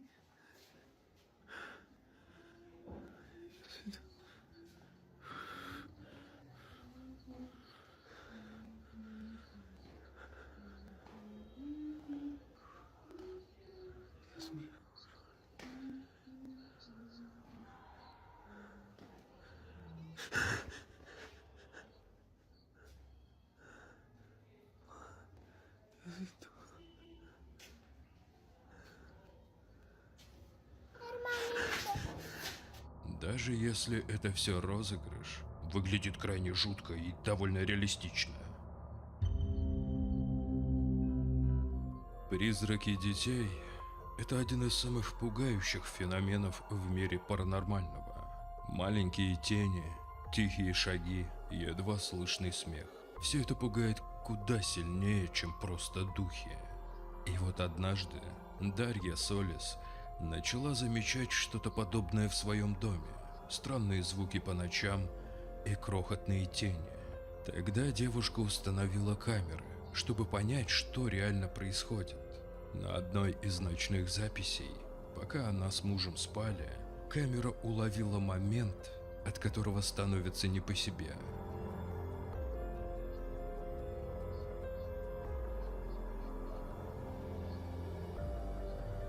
У семьи нет детей, поэтому Дарья уверена, это призрак девочки, облюбовавшей их дом.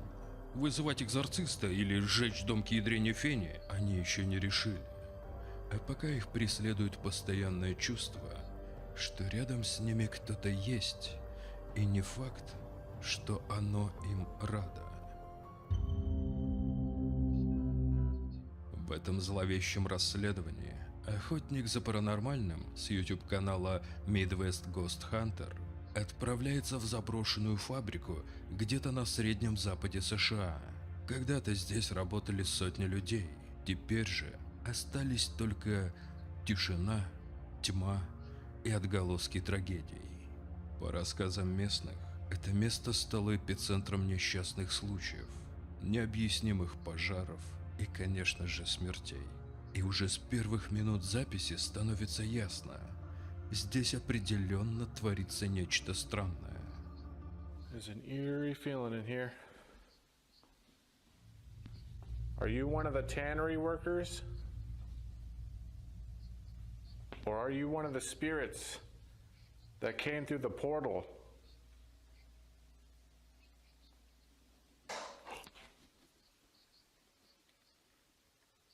Make another one of those sounds.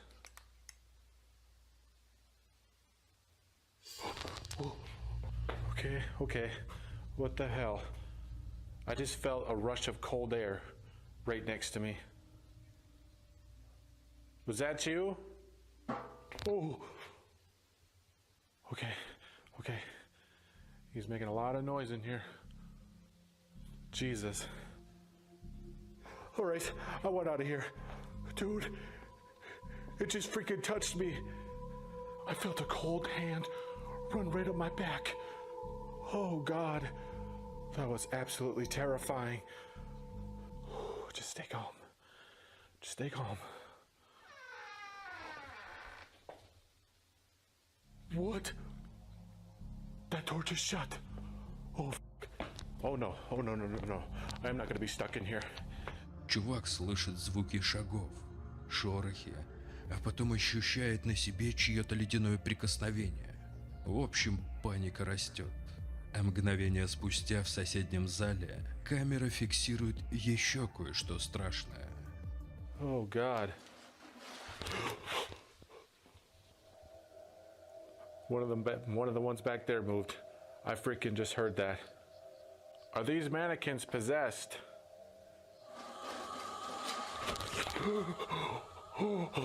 She just moved. She just moved. She more than moved. She slid forward.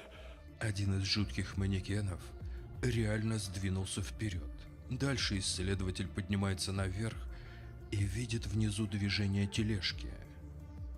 That was insane communication. He literally just said how he died. And that's what they say. They say that a worker died here.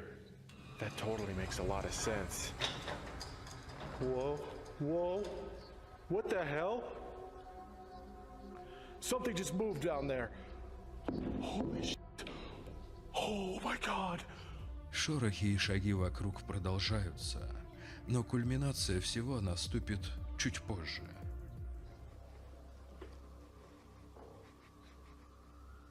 Anyone in here?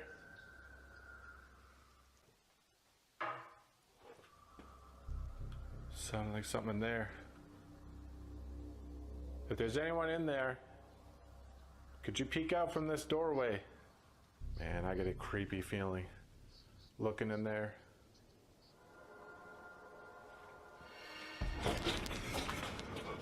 What the f was that? Something just went flying. Holy shit, holy shit, holy shit. Ни с того ни с сего со стола слетает оттяпанная кисть руки манекена. Только тогда до исследователя наконец доходит, что это не просто заброшенная фабрика, а место, где оживают мертвые вещи. Хотелось бы, конечно, поверить во всю эту муть, но чего без постановы здесь точно не обошлось. Хотя эмоции автора и его актерская игра, были вообще блестящими. Однажды ночью мужик внезапно услышал, как кто-то зовет на помощь. Женский голос, будто кричащий «Спаси! Спаси!» прямо у порога его дома. Тогда он схватил телефон и вышел на улицу, решив все заснять на случай, мало ли чё. И вот что он увидел.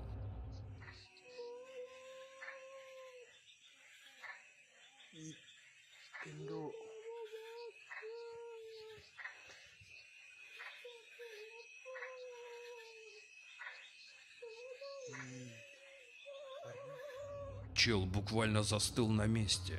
Он не знал, что это, и решил не испытывать судьбу. Он рассказал, что эта жуткая физиономия исчезла так же внезапно, как и появилась. Но голос еще какое-то время продолжал звать.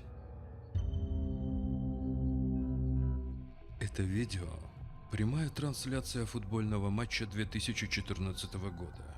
Но популярным оно стало только недавно, когда кто-то пересмотрел запись и заметил нечто. Матч проходил в Аргентине между местными футбольными командами. Казалось бы, обычная игра, ничего мистического. Однако, если приглядеться к одной из трибун, то можно увидеть вот это. Призрачная фигура буквально пробегает сквозь толпу. И самое криповое то, что, кажется, ее никто не видит. Этот момент стал поводом для жарких споров. Одни уверены, это глюк камеры. Другие же отмечают, что силуэт выглядит слишком человекоподобно, чтобы быть глюком. И то, как он движется сквозь людей, выглядит точно ненормально. Так что же все-таки это было? Жду ваших версий на этот счет. В сети не так давно разлетелось вирусное видео, автор которого уверяет, на кадрах запечатлено нечто неземное. Давайте чекнем.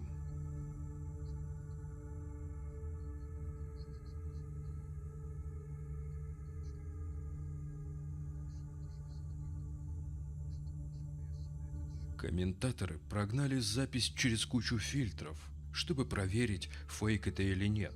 И по итогу фильтры показали, что перед камерой действительно было что-то реальное, не нарисованное и не наложенное поверх картинки.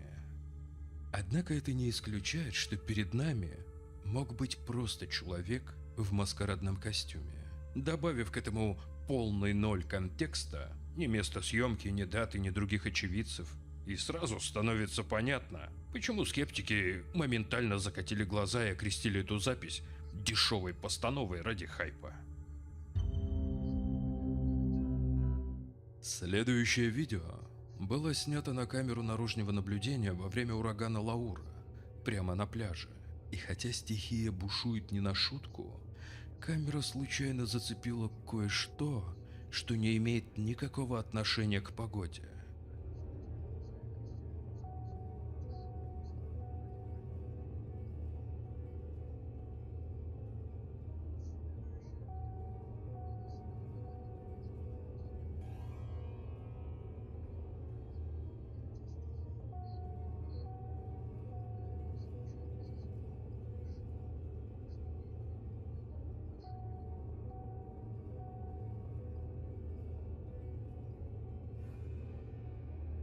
На фоне шторма и почти незаметно к берегу приближалась какая-то фигура. Она шла уверенно и спокойно, несмотря на штормовой ветер. А затем вдруг, словно из ничего, происходит вот эта странная вспышка. Мгновение спустя все исчезло. Ни фигуры, ни вспышки. Создается впечатление, что кто-то юзанул телепорт. Ну, или резко выдернул этого типа из нашего мира. Есть мысли, котейки? Делитесь ими внизу под видео. Эта жуткая история произошла в США, когда группа друзей ехала по полевой дороге поздним вечером. И все бы ничего, если бы из темноты не выскочила эта странная женщина, которая по описанию очень напомнила ребятам реальную ведьму. Давайте посмотрим. What's that? What is? Whoa, whoa, whoa, whoa, whoa! What is that? What is that? What is that? Is that a person? What is that? That it's a person, yeah. Oh my God! What? Hello?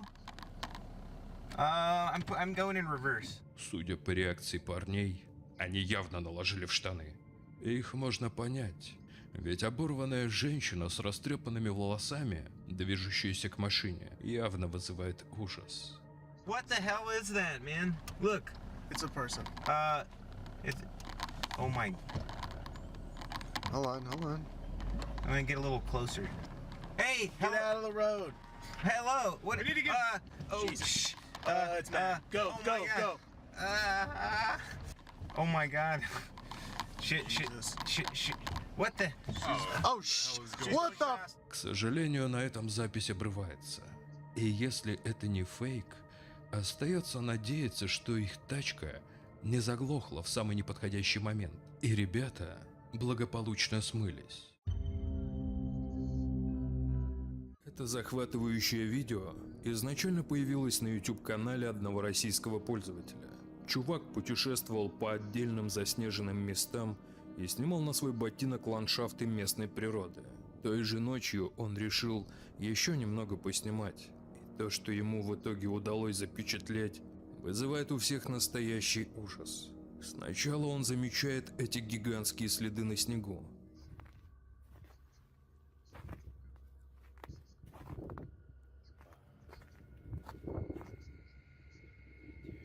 А далее ему удается снять это.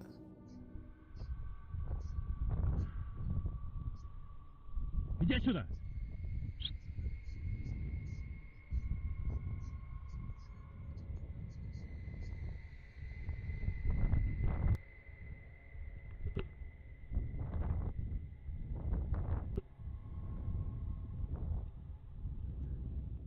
У того, кто скрывается на дереве, можно заметить светящиеся глаза. Однако этим видео не ограничивается. Оно спускается с дерева и начинает приближаться к оператору.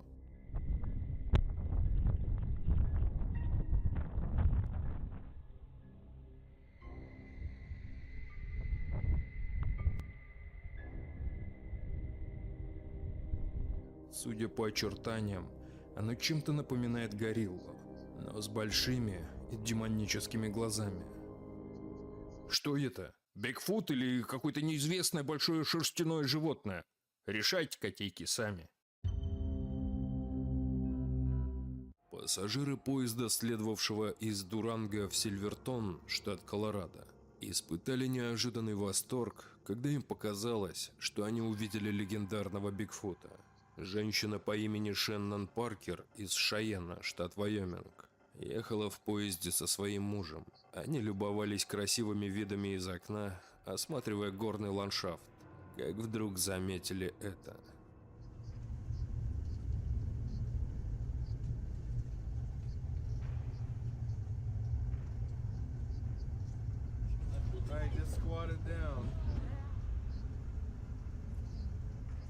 Необычное зрелище было заснято другим пассажиром по имени Брэндон, который, заметив реакцию пары, решил снять все на свой телефон. На кадрах видно, как большая волосатая фигура движется сквозь кусты. И в какой-то момент она приседает, сливаясь с окружающей растительностью. На протяжении всего видео слышно, как разные пассажиры обсуждают таинственное существо, интересуются его движениями и строят догадки, кто бы это мог быть. Даже машинист поезда, знакомый с этой горной местностью, признался, что никогда не видел ничего подобного. После того, как видео было выложено в интернет, зрители разделились на два лагеря. Если одни твердо верят в подлинность увиденного, то другие по-прежнему настроены скептически, предлагая возможные объяснения, начиная от военного камуфляжа и заканчивая хорошо спланированной мистификацией. Эта запись с камер наружного наблюдения одного из частных домов была сделана в начале 2025 года. Соседи жаловались на странные звуки по ночам. И тогда хозяин дома решил просмотреть записи со своих уличных камер. Он ожидал увидеть там местную молодежь, но то, что он обнаружил, шокировало многих.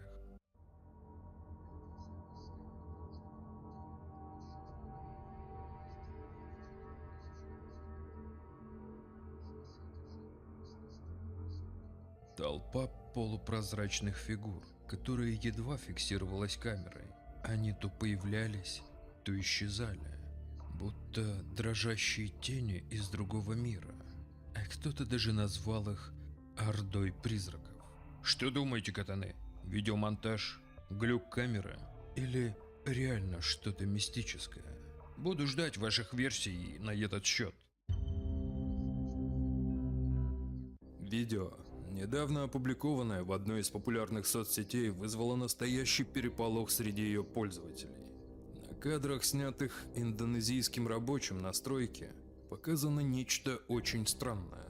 Когда работяги прибыли на работу в 9 утра, они увидели это странное зрелище.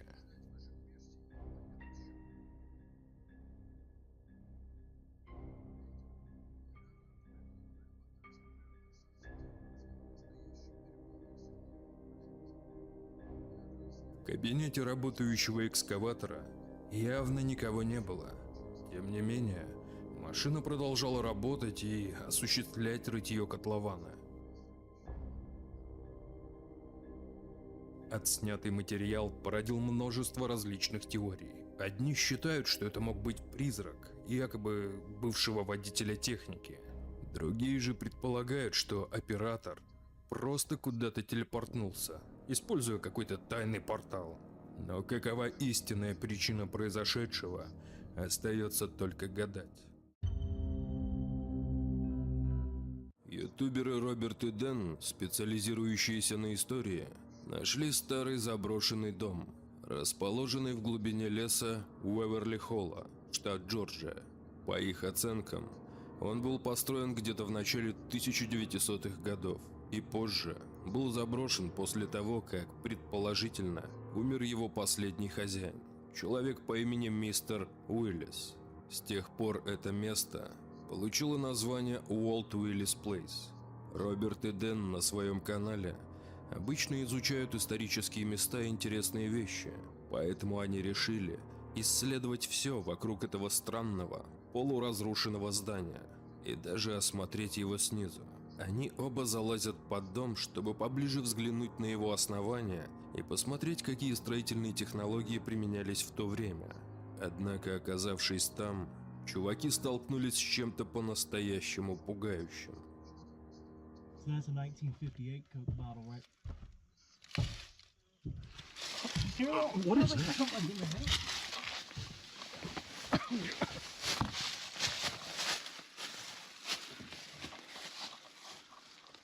Oh, that's weird. Here.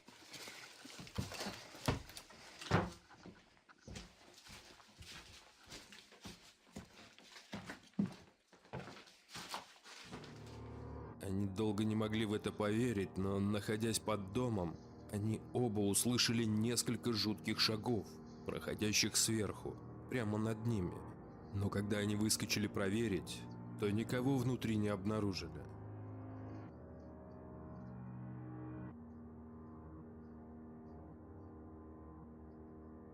А позже, когда исследователи уже готовятся покинуть это место и записывают финальные кадры, из здания внезапно доносится что-то похожее на громкий хлопок или стук. Alright, well, we're gonna go ahead and get out of here. So I hope you guys have...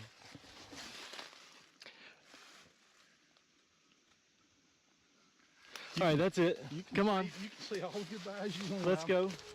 После этого чуваки, явно отложившие паличинки, решили незамедлительно слинять и больше туда никогда не возвращаться. Предположительно, все это были проделки призрака мистера Уиллиса, который не желает, чтобы на его территории расхаживали посторонние. Но это только одна из версий. А что думаете вы? Камера наблюдения, установленная в частных владениях в Нью-Джерси, зафиксировала нечто странное в ночном небе. И скажу вам, что запись шокировала даже заядлых скептиков. Давайте посмотрим. Как видим, вначале появляется яркий свет, медленно двигающийся по небу. И вдруг с бешеной скоростью к нему приближается другой объект и будто наносит удар.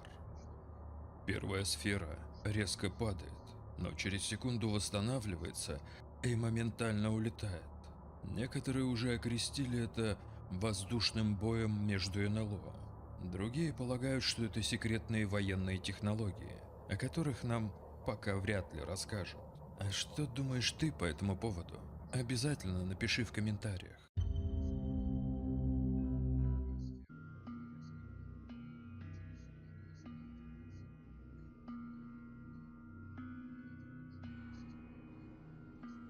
С этой странной танцующей фигурой вы вряд ли захотите потанцевать.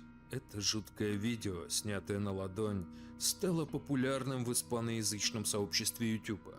Мне не удалось найти его первоисточник, но тот канал, с которого я спер этот ролик, утверждает, что он послужил основой для легенды об Аювоке. В 3 словах, кто такой Аювоки? Это существо из испанской крипипасты, внешне напоминающее Майкла Джексона. Если это действительно он, то я бы на месте автора поскорее свалил оттуда лунной походкой.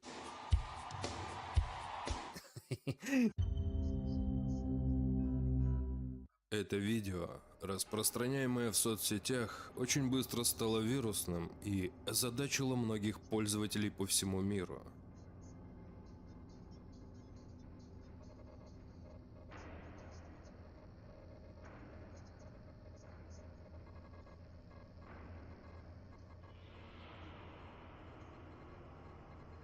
На нем таинственные телохранители почти 3-метрового роста с очень странной внешностью сопровождают какую-то высокопоставленную особу. Возможно, они специально используют маскировку, чтобы не раскрывать свою истинную личность, находясь на боевом дежурстве и наблюдая за обстановкой со всех сторон. Существует теория, что многие власти, да и просто крутые шишки, давно уже используют в качестве охраны замаскированных инопланетных существ. Якобы они обладают сверхспособностями, могут молниеносно передвигаться, защищать от пуль, видеть приближающуюся опасность на расстоянии и даже проходить сквозь стены.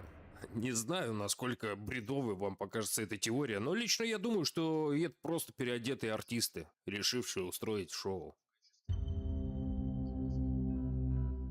Девушка по имени Шармейн уже долгое время сталкивается с пугающими событиями в своем доме.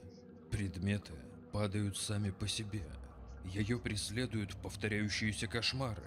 А однажды она проснулась от каких-то странных криков на улице.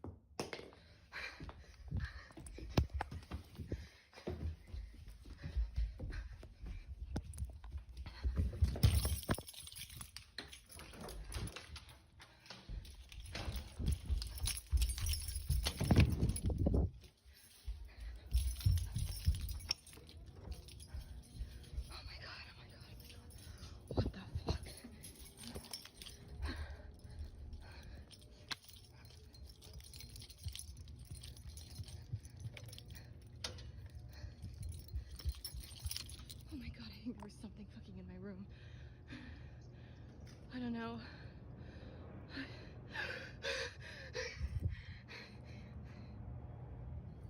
Сначала она видит странную фигуру за окном, а затем ее шкаф внезапно открывается и оттуда что-то падает. В панике девушка бежит к машине и уже на парковке замирает от ужаса. Она видит в окне своего дома кого-то, кого быть там точно не должно. На следующую ночь в ее доме происходит еще больший кошмар, который снова заставил выбежать ее на улицу в одних носках. Shit.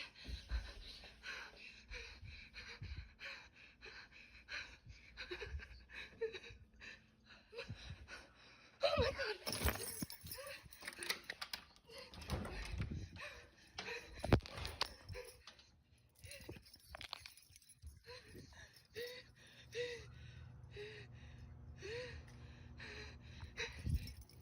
На записи четко видно, как из-за дивана тянется чья-то рука, но когда она проверяет, то там уже никого нет. А еще через секунду за занавеской появляется кто-то посторонний, после чего Шармейн в панике покидает дом. С тех пор девушка не выходила на связь, оставив своих зрителей в полной тревоге и замешательстве. Ну а на этом все, котейки. Не забывайте ставить лапку и подписываться на канал. А я пока удаляюсь в темноту за новыми криповыми историями. Скоро увидимся. Пока. До свидания.